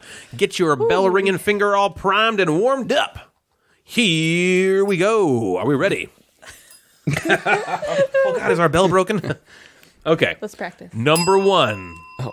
All right. Natalie? Yep. She got. Yeah, Natalie. What do you got? Natalie? You get one Number guess. 9. Nope. Oh, okay. No, number one. Good one. Okay, number one. Here we go. Vampiric Tug of War. Vampiric Tug of War. Vampiric Tug of War. Yeah, vampiric, like vampire. Jeff. Twilight Struggle. Oh, Twilight. Twilight, like the vampires. Twilight Struggle. Nicely done. Yeah. Yep. Robert Pattinson. The second Robert Pattinson thing is going. I might have done a Twilight Struggle before on an association station, but it wasn't that one. So that was good. Nice job. Nice job. Yeah, job. I'll, Okay. I'll keep some score. That was a Thank good you. one. All right, Is number the two. last one worth 12 points again? 3. Okay. 3 points. So the score is 1-0. All right, number 2. Web Sprinter. Web Sprinter. Web Sprinter. Natalie's staring at Joe. Jeff. Oh, boy. Like Android Netrunner. All right. Netrunner. Web Netrunner. Sprinter. Netrunner. It is Yeah. Android, isn't it? Yeah. Well, Is it in that world? Yeah. Okay, Well, yeah, but it Netrunner is It the is. game. Netrunner is the game. But yes, you got it. You gave me this look, Natalie, just now like, how the hell was I ever supposed to get that one? Yeah. What? Yeah, that was a look. Web Sprinter. It's like just a synonym. I know. All right. Well, she's not liking this so far. Okay, here we go. Number 3. Number 3. You're falling behind, babe. Falling behind. Oh, I know. That's All right, number where's 3. the 10th one? Setting Moon. Setting Moon. Setting moon. Setting Moon. Maybe it's a volleyball. Setting Yeah. the moon. Setting Moon. Setting. S-E-T-T. Yes, Little yes, little setting. yes. S-E-T-T-I-N-G. Setting moon. Moon. All right. Oh boy. Let me write that down. Okay, yeah, write it down. Setting Setting moon. Moon. Setting Okay. moon, okay. All right, we'll go on to number We'll 4. come back to that. We'll go on to number 4. Are we ready? Yeah. Yep. Feld Condom. Feld. Like Feld. fe- F-E-L-D. Feld. Feld Condom. Condom. Feld condom. Feld Condom. What's a Feld condom? Is it a Feld game? Oh, wait. Oh, the bell's. Hold on. It's not right. Now ring it. It's still not working. Natalie. um Wait, you rang it 5 times. You don't have something? is it Stefan Feld's first game? Is that a name of a game? Stefan Feld's first game. No, but what is his first game? What would be the condom Wait a part minute. of that? You thought that was going to fly? Oh, With yeah. me if you don't know the name of the game? But am I right? Okay, Feld Condom. Well, guess one. Oh. Well, Castles of Burgundy. Eh. Wait. You can't do that. Okay. You can take another guess because I don't have one. I don't know any of his other games. Yeah, you do. I know I do. I just don't know what they are. Okay. Feld condom. Should we move on? What other games does he have? I'm not telling you. Then we're just gonna get it right at some point. No. Unless it's not a Feld game, and then it could be. I thought of one, but that doesn't make sense. Feld condom. Why? Because it doesn't make sense with the clue. Okay. What else does he have? Quit asking Can I me. Yeah. Google Like, I'm it? gonna tell Can I you. Google No, you can't Google it. We'll come back. We'll come back to it. If you figure it out, hey, put your phone down. But I want Put to your phone down. find out what games he has. No, Natalie. That's gonna help you. Put your phone down. Feld. You know it Natalie's- off the brain. Continuing. I All don't right. know. Natalie, put your phone Natalie's continuing to cheat. I if know, everyone's stop just cheating. Jeff's not cheating. Natalie Michelle. Got it. Oh my gosh. Bullshit. You are you cannot answer. Feld it. condom. You cannot answer it. And you better not say it out loud. Aw, man. If Jeff gets this later. This isn't fair, though. I have a severe disadvantage. Why? What is your disadvantage here? I don't remember like all the designers and who designed what. That's not the problem I, with the like- game. I think the Feld condom is the thing you stepped in at the parking garage weeks ago. It, like, fell on the ground. Okay, number 5. Clock narratives. Clock narratives. Natalie. Time story. Yeah, all right. All right. I got was just one. short of that one. Good. Time Can stories. Can I get that other one? No. She did not Google you that one, cannot by the get way. You can get Setting Moon if you want, but you're not allowed to get Feld Condom, you cheat. That's going to be a Jeff only. 2-1. 2 to 1. All right, 2 to 1. Here we go. Number 6. The Jungle. We've got fun and games. The Jungle. Natalie. Welcome to. Oh! Oh, nice. That was good. Well done. 2. You did it. Oh, 2 to 2. 2-2. I know. I was You like, oh no, dirty another cheat. song. Oh, I know this song. All right, here we go. Number 7. Oh, Oh, Jeff. Feld condom is Trajan. Yeah! Okay. Trajan All right. man. That's funny. That was job, good. Jeff. That was Good a job. good clue. Thanks. Natalie, you dirty cheat. Was that like the first? What did you type in Google? Did you type in Feld games? Feld Yeah, condom? and then it- no, I Yeah, you typed type in in Feld Stefan condom? Feld, and then I just looked at this Oh, and picture, and I was then- like, oh, Trajan. Okay. You didn't know Stefan Feld designed Trajan? You know what? I'm not- You But are condom, on a you could've board gotten game condom. podcast, I my lady. You know. need to learn I'm this sure stuff. I did know. I can't retain that information. Trajan man. Trajan man. Okay, what are we on? Number 7. Yeah. Humpy name controversy. Whoa, whoa, What? whoa. What? Was that the clue? Humpy. Humpy Wait. what? Humpy name controversy. Humpy? Humpy name controversy. Humpy. Oh yeah, I think this is a good clue. This is number 7. This is Humpy. number 7. Humpy name controversy. Name. Humpy name controversy. There's no better way to say Humpy. it. Humpy name controversy. Humpy. What's the humpy part? I know. What's the humpy part? Humpy. That's everything. Humpy name controversy. Okay. Natalie. Camel cup. No, wrong. Camel up. There you go. Oh, okay. Yeah. Camel cup is not a No, game. Camel Cup does not exist. Humpy name. I get it. That was Yeah. good. Thanks. Humpy name. I kept thinking like I was thinking. I was in the wrong humpy world. Yeah. I was not thinking You of were a. thinking more yeah. Fog of Lovey. Yeah, I was thinking Or a Booze and Memo. of more love humpy. Yes, Humpy. 3-3. Oh, 3-3. And you still have Setting Moon out there. Yeah. Yeah. Okay. Yeah. I feel like I can't Number- think of that one and pay I attention. know. All right. Number 8. This is probably the toughest one. Okay. Oh. Skirmish boobs. What? Skirmish boobs? How do you spell skirmish? SKIR. Oh yeah. Okay. Skirmish boobs. Skirmish boobs. Skirmish boobs. This is here's why it's tough. None of us have this game. The bell's broken. Jeff. War chest. Yeah. Yes. Oh, snap. Nicely.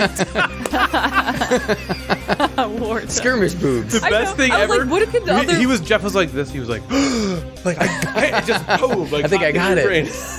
I want to take a brief pause really quick. Yeah. And just say that you coming up with these is really impressive. Thanks. Yeah. Because I sit there and sometimes I'll think about, like, all right, if I made them and like Ryan and Natalie did it, like, let me think about them. I'm like, all the ones I think of are so bad. Like, I look at, I'm like, wet towns, and I'm like, underwater city. It's like, I'm like, they're not good, you Yeah, know? I just right. can't These think are, of like, these like clever. creative ones. Thank you. When I you said like appreciate boobs, I'm like, what could another word for boobs be that would be in a board game name?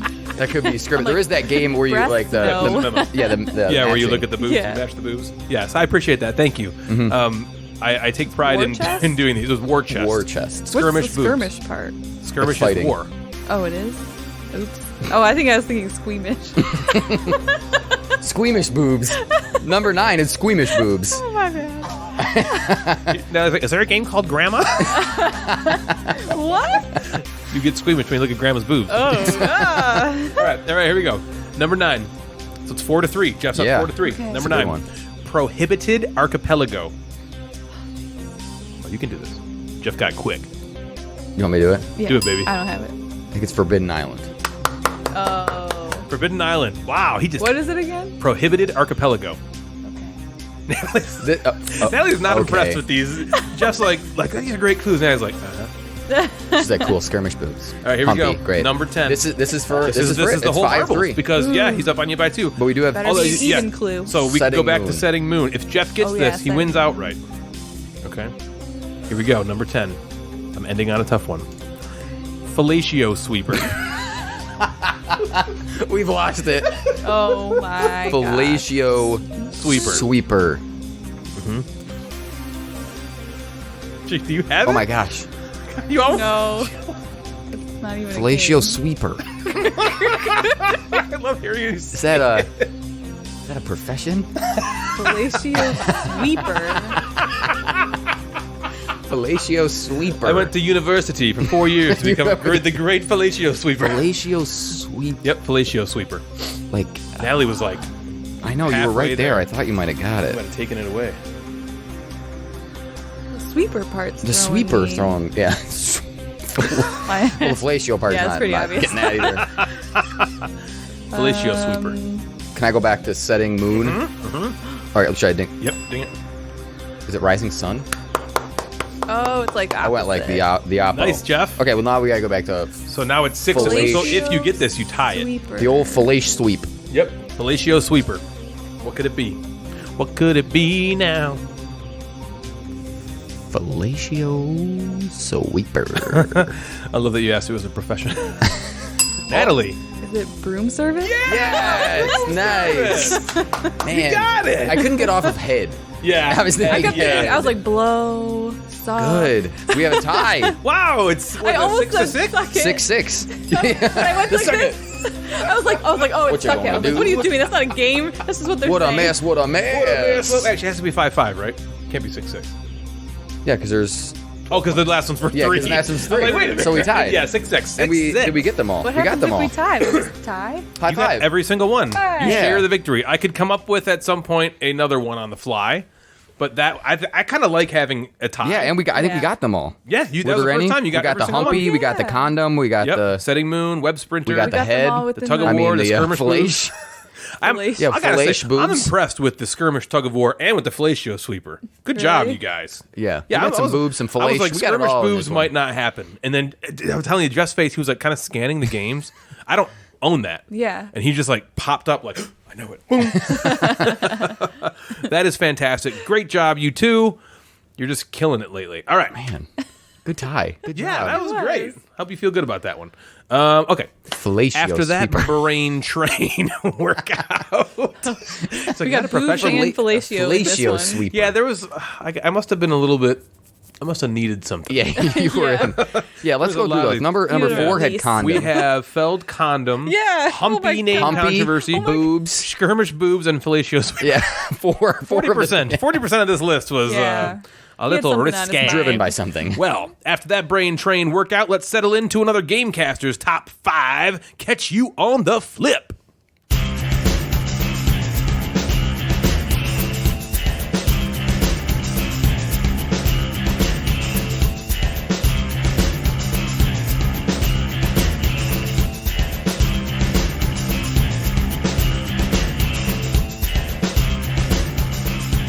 And we're back for another massive top 5 to squeeze out into the porta potty that is the internet. What This is with episode, you? we are bringing you our our top 5 games outside of the BGG top 1,000. That's right. I didn't say BGG top 100.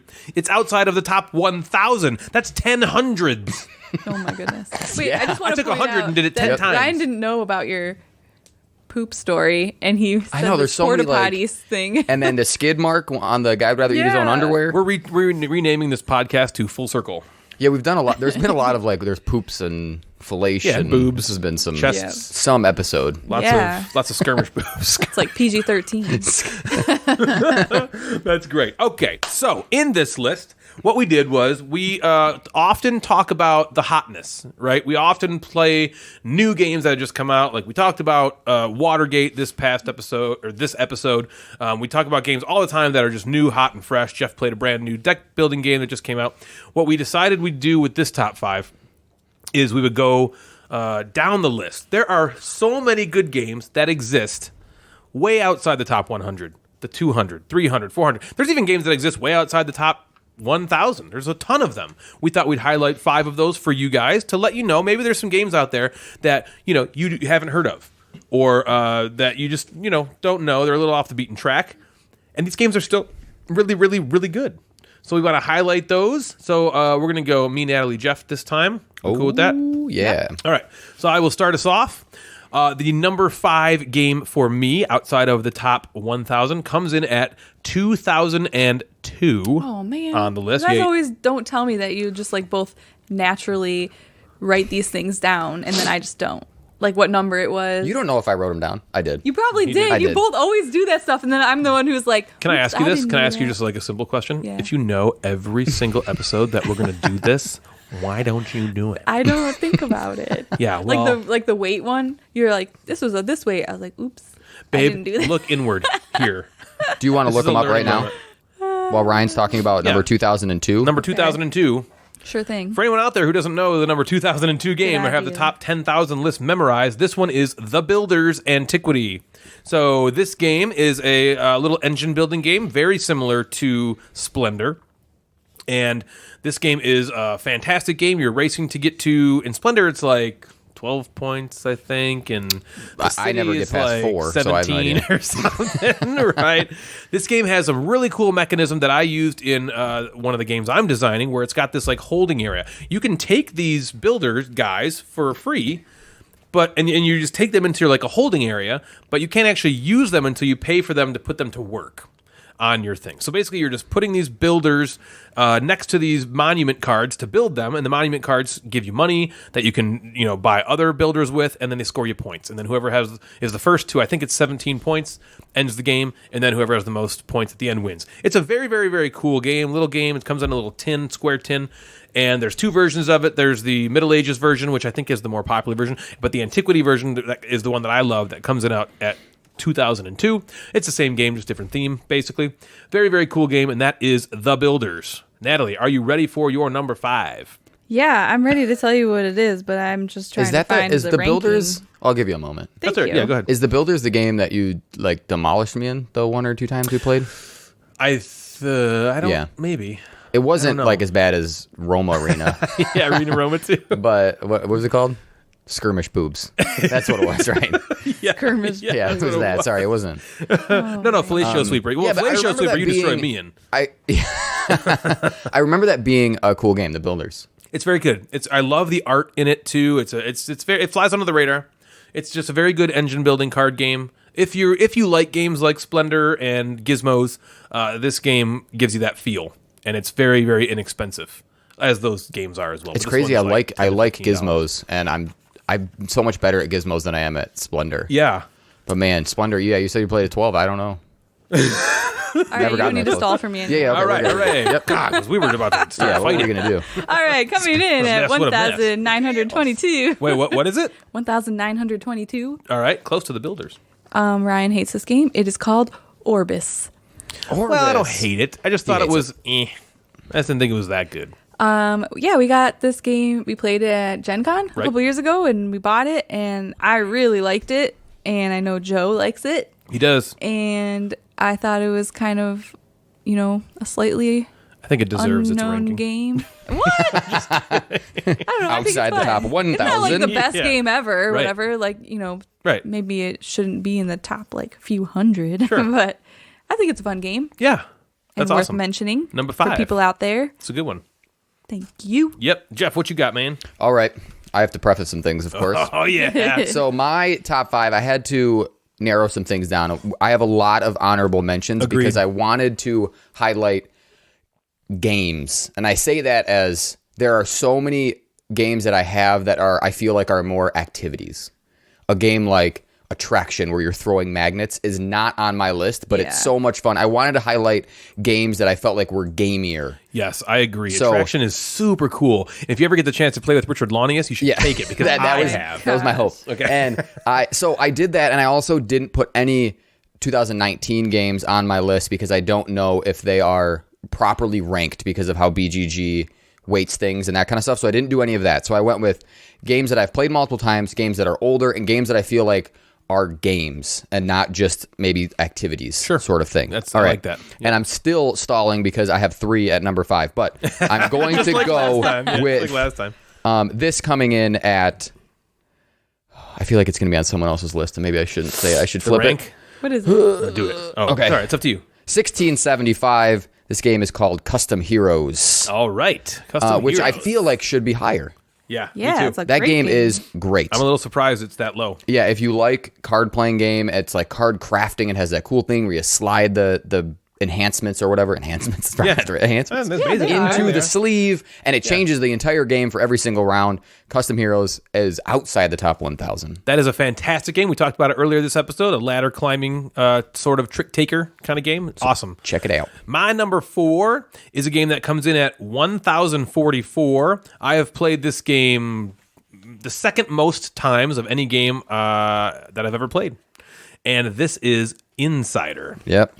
That's a great one. Insider, fantastic game. Basically, just like a 20 questions type thing. You're just doing the timer, and everyone gets to ask you yes or no questions to get to the answer. But there's a hidden tradery insider guy who can win by himself if he is able to get the group to successfully get the word while also remaining hidden. So this is an Oink game. It's also been rethemed and rebranded as, I think, Werewords. I think is the exact same game. So I don't know where Werewords comes in, but Insider, Insider. Insider's the way to do it. So that's my number 4. Natalie, what about you? My number 4 is coming in at 1205, and it's called Letter Jam.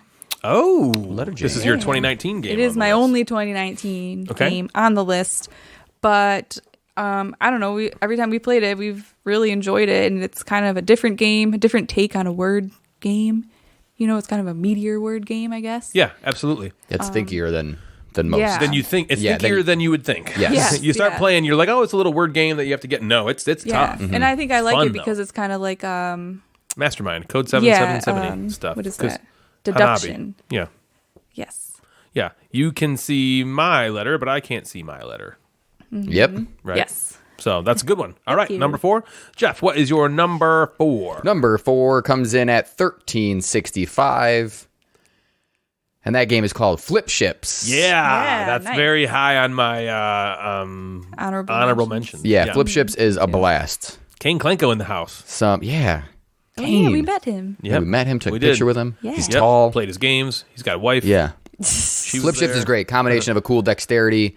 Is it more like a Space Invaders Galaga? Yeah, is that Space Invaders meets Flip Cup. Flipping these little tokens at the cards. Yeah. I've had fun every time I've played it, and it's also got that cool thing where at the beginning you're just kind of getting destroyed, but the more powers you get and the more the game goes on, you're like, okay, we can do this. It's got that Ghost Stories feel there, where you're like, we're dead. We're dead. It feels hopeless, and then you're kind of like, oh my gosh, could we? And then you either do or don't. So that's a great pick.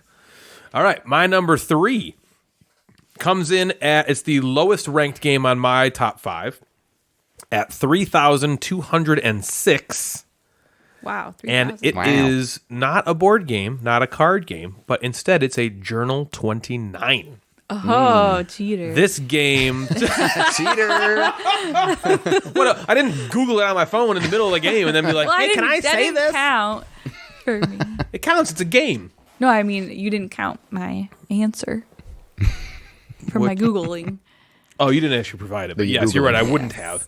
So Journal 29, this game took pretty much our whole game group by storm. I heard about it first on the Secret Cabal podcast a couple of years ago, and I bought it, and I was like, oh my gosh, this is fantastic. Yeah, it's really I told fun. Jeff to buy it. Jeff bought it and beat the crap out of it. I think, does Joe have it? Dave has it. I know I got one for my buddy Brian Beach, and a bunch of people I know have it. It's just so fun. There's a second one out, Revelations, that I'm in the middle of. We got to get back to We that. haven't worked finish on that and in I'm a actually while. kickstarting. There's another book It's called like Exodus or something like that. It's on Kickstarter right now, and it's basically Journal 29. I even messaged the creator and I was like, "Is this like Journal 29?" Because I love that. And he's like, "Yeah, it's basically the same thing except you don't need the internet. You can just do it all in the book." Oh, Okay. cool. And I was like, "All right, so Let's do it." I am back in that Yeah, sucker. those are So fun. that's cool. my Did number you ever 3. finish the second one? I have not finished Revelations, and I also backed something which made me feel similar. I think it's called like Cryptex. Cryptex. Oh. Which I think is going to have that same feel. So I do like those. That's a good, Super cool. a great choice. Genres What cool book. number was that on there? 3,206. People just don't know about Yeah, and it's also that it's not. I'm sure people are rating it lower because they're not considering it a board game. Yeah, I agree. Yeah. Well, I also think it might not have been added to the database too long ago. Oh. Because, like you said. Yeah. Anyway, it's a book. It's a book. So if you guys want to check it out, go on Amazon and just type in Journal 29, the number 29. It's really cool because what happens is there's a different puzzle. There's like 60 puzzles in the whole book. And every single puzzle you solve, if you think you know the answer, you enter the answer into this online website. And then it gives you a key if you're correct. You then write that key it gives you into the book, and then you'll use that key in future puzzles to help you figure out other clues. It's really, really fun. Yeah. It does outside the boxy stuff, which I won't talk about at all because you just want to experience it. But Jeff and I especially, and Natalie, we had... It kind of consumed us Yeah, for we were many kind of months. obsessed with while And we it were makes you going through feel it. really, really smart and then really, really dumb Yeah. within minutes. Yeah. Because it's kind of like the puzzles, they're all simple puzzles, but they're all different. So you like do 2 puzzles in a row that your brain's thinking one way, and then the next puzzle you'll stuck on it for 3 days because it's just you have to shift the way you think about it. Yeah. And it's just it's crazy cool. It's And really that's my number cool. 3, Journal 29. Natalie, what is your number 3? My number 3 is at 1606, and it's called Code 777. Yeah, awesome. Wow, after Mastermind. 2 plays, huh? Yeah. I'm super happy you like that. Thank you. Yeah. Good I game. don't know why I said thank you, but yes, You're welcome. another deduction masterminding game, and I really like this game. That's and great. I kind of want to play it a lot more. Do it, girl. Awesome. Jeff, what is your number 3? My number 3 comes in at number 1477, and it's a game called Isla Dorada.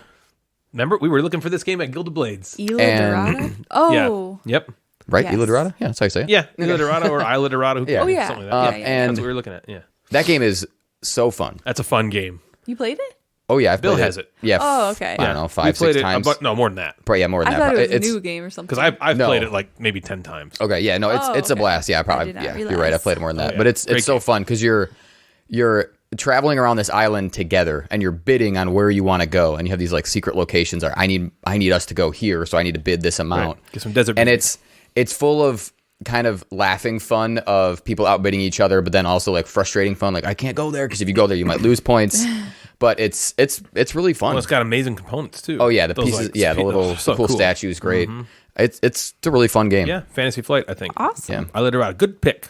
That was your number 3. Number 3. All right, number 2 for me comes in at 1,490. It's a little dice game called Alia Iacta Est. I've talked about it a few times on the show. This game, I really encourage you to go look at it. It's also the Order of the Gilded Compass has been it's rethemed and re-implemented as that game, and that just has some more stuff into it. But I prefer the theme and whimsy of the original Alia Iacta Est because come on, this game has a toilet in it. Yeah, It's got a latrine. Yeah, the latrine. So it's very fun. You're just rolling a bunch of dice, fistfuls of dice, and you're allocating them in certain ways onto the board. And it's got a really cool little thinky mechanism. And that is my number 2. Go check out Alia Iacta Est. Now, what about you? I thought that would be in your Did list. you? Yeah, me too. My number 2 is at 1045. It was already said. It's called Insider. Yeah. Insider. Insider is such a fun game. Wait. Did you just look it up? And it's Yeah. 10:45. I have Yeah. 10. It's gone. I have 10:45 on It's my gone list too down. for Insider. What do you mean? I What- have Ryan it said as 10:44, and I Oh, didn't want to say really? anything because I have it at 10:45, and I was like, maybe I wrote it down. I wrong. looked these up like Yeah, I just a looked week it and a up. half, maybe 2 weeks Okay, ago. I did this Oh, So it's yesterday. that's gone funny. down. Oh. Yeah. What jumped by it? one. Yeah, I know. Let's do some research. Probably wear words. Stupid wear words. Where words? Right. All right, no, sorry. No, it's okay. I mean, Insider is just a really fun game to play with a big group, and we played it like you said, we played it a million times, lot. and it's just super fun every time. That's it. Very for nice. me. Okay. Yeah. My number 2 comes in at 1820, and it's Saikatsu. Ooh, I thought you might put that. That was my number 7. Yeah, Saikatsu's great. Great pieces, great components. It plays amazing with 2. I love that it also like plays with 3. It's kind of cool Yeah, that it's like that's the number to different- play with is 3. yeah. And again, the story that we've told before of just it being high on our list at that Gen Con and it not really catching other people's radar. Until just recently. Yeah, and it's great. So again, if you're looking for a game that's just not as popular and not in the top 100 that everyone's playing, Saikatsu is A great one is to great. try. It is a good Very one. nice. My number one, coming in at 2,578. I guarantee this will not be. Well, it might be on. No, it's not going to be Natalie's. Is a game I got maybe 10 years ago, maybe. Bill and I were talking a long time ago about games that, were just kind of, and this is even back then, that weren't like, super popular. And I bought it, and it has these adorable purple worms in it. It's a little stock market fishing game called If Wishes Were Fishes. You thought that would be my Yeah. number one? No, I just wasn't sure if it was on your list at all. But I'm like, of course it's not on your list. And I said, no, it's not your number one. What is wrong? You just get off my case. Nangly tangly, biggly bangly. Just take out your suck it and suck it. Suck it. So, If Wishes Were Fishes, 2578. That's a cool It's just game. a really fun game. I'm surprised that it doesn't get any, buzz or anything. It's just nobody really knows about it. It's a very cool little tiny stock market game. We were just taking these fish cards from a deck, and you can either take the fish as a fish or you can throw it back in the water and use it as its wish, which is like it gives you a power, like a little benefit. So if you take it as a fish, you're selling it at the market and you get points for closing and cornering fish markets. And if you throw it away into the water, it gives you a benefit. And it's really fun. It's got those worms, like the coolest component in any game. The Wiggly Wankers. The Wiggly Wankers. And I really love that game. So It's that's really my number accessible. one. Like, Right. People It's can, and it's super cool quick. to teach that whole market mechanism and that shifting up and down. Like that's a cool. Yep. That's a great game. Good It's choice. fun. Yeah, thank you. Number one, If Wishes Were Fishes. Natalie, what is your number one? My number one is 1677 Custom Hero. Oh, Hey. yeah. I Nice. just I knew love I should that have picked a game. different number 5. Like you, That no, was the it's one, okay. wasn't Yeah. it? Yeah. I mean, like you said, I was surprised that was not in the top 1,000. That's a really good game. I'm kind of surprised, too. And like I know you said it's not technically like a trick-taking game, but it kind of is, and it's probably like one of my favorite ones. I love playing that game, and so that's my number one. I feel kind of sad for it that it's outside of the top 1,000. And the funny thing is, it's like the second lowest on my top 5. Weird. Yeah. I know. It's crazy. I'm surprised. It's a great game. Go check out Custom Heroes by AEG. My number one Oh, yeah. is my lowest number. Nice. This comes in at a shocking 4,648. Wow. So this is outside the top 4,000 games. Wow. Do you know what it is? No, I have no idea. This game has changed its name, and I'm not going to call it its new name. Oh, okay. This Now game I is know. called Chaosmos. That's that Or I do low? have to... Toucan Clanko's on Toucan your Clanko. list. And I do have to call it because if people are looking for it, it is called Cosmic Factory now. That's but when a I bought bad- it was called Chaosmos, and now it's called Cosmic Factory. And this game is so good. So good. There is no That's reason criminally this low. game should be close to the 5,000th ranked game. That's when I look at below games. Journal 29. Yeah. This game is... Hold up. No, I'm just saying. What the hell are you I trying to just say mean, about that's Journal not 29? even a game, Right. and it gets more like better It ratings. is a than game. This game, not- Chaosmos or Cosmic Factory is awesome. It gives a cool feel of like that quick timing, like Yes. a galaxy trucker, Yep. where you're making your own galaxy sort of, and you have to think, and it plays in what 20 minutes, Yeah. 30 minutes, 20, 30 minutes tops, depending on how many. And- And it's one of those games where it plays the same with the people, the number. It plays a lot of people quick. Yep. Yeah. Like a Seven Wonders or And there's something cool like that. events that change it, so it's not the same every single time. The game is so good. If you were looking for a game that I think is really accessible to everybody, plays very quickly, the rules are simple.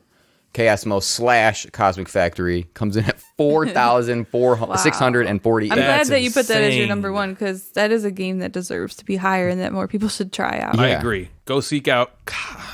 I can't say. I I know. Chaosmos. Cosmic Factory. Go Cosmic seek out Factory. Cosmic Factory. Do we want to do some honorable mentions? Sure, let's do it.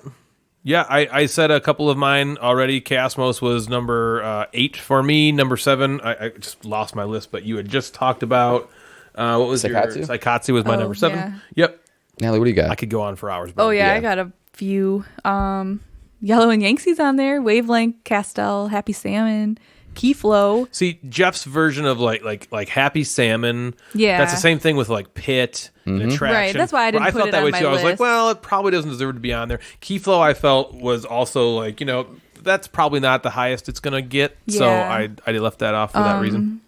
What was I gonna say? Shadows Amsterdam, Run Fighter Die Reloaded is on there, and Shobu. I almost put that on my list. Yeah, you like that game. And Trip Lock. Oh wow, yeah, Triple was okay. What I think is cool about this list is these are games that, for how much like podcasts you listen to, or how much research you do, or like you look at Dice Tower lists, or you look at all these lists, these are not going to come up on a list other than games you might never heard of. Yep. And there are some great ones. I'll run through them quick, but The Climbers is at 1166. Good game. Mangrovia at 1282 is a great game. Yeah.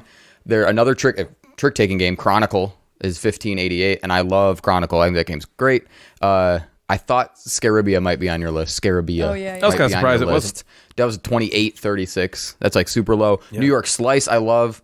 The City is a great game. I just played a couple Oh, times. yeah, I thought about this. And then but I only these played were it once. these were some of the games that I didn't think were what I wrote down, not game enough to be on a Yeah. list, Yeah. which included things like Pit, Dark Stories, Hive Mind, Attraction, Aquarius, Strike, Illusion, Happy Salmon, Saboteur, Beast of Balance. All those are like so fun and great. Yeah. And but I wanted to focus on like these are Games. games Yeah, that you can because play like versus those ones, I understand why they're ranked that way. Me too. right. Yep. You know what I mean? They're amazing games, but they're just not going to get the high ranking. Like No. Yeah, if you know, want to have fun a and Twilight laugh with Struggle. like your kids or a group of friends, buy Attraction. It's 5,693. Wow. But like throwing magnets on a table is hilariously It's fun. so fun. Or if you're going on a road trip, buy Dark Stories and that'll kill Best hours game to of play in your a car. time. I And can that's see like why people aren't just going to go on and like rate it.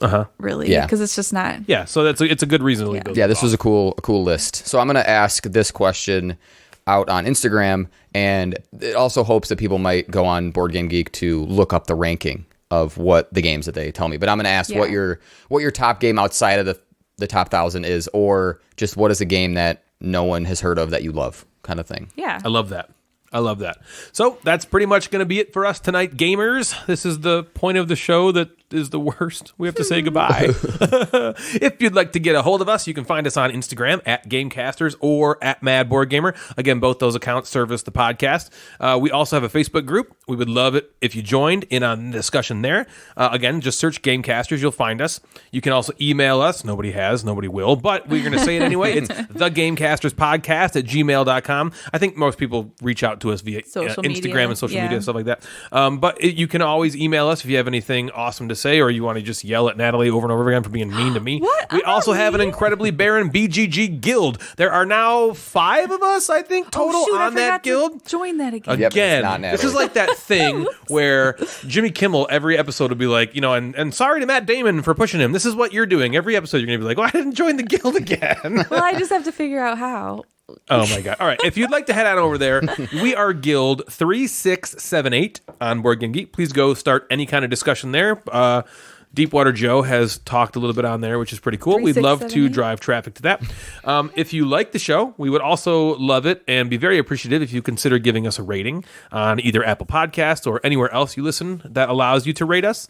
If you don't like the show, just leave us alone. Don't listen, please. Don't tell us. We have very fragile We're very egos. fragile self-esteem. We want to be. Don't give us number one. Please like us. Yeah, we don't want. We don't need Yeah. a beat down. We don't need a beat down. Yeah. We get that in our daily life. If If we we were number way one, then for maybe, us, but we we're are not. trying to get this out to as many of you as we can. We really want everyone to listen and to love. What we do, and the only way that can happen is if we get ratings and people like us, subscribe to our podcast on different ways, follow us on social media, all that kind of stuff. Only does drive traffic, to the show and helps get us out there, because we're not trying to, get money or be millionaires. We just want people to listen to us. That's like the best thing we can ask for us. So all music for the show and every episode was produced by Jeremy Pete. If you enjoyed it and want some of your own for your next project, email us to discuss. And so that's going to do it for Natalie and Jeff the Mad Board Gamer. I am Ryan, and you have been listening to The Gamecasters. Good night, everybody.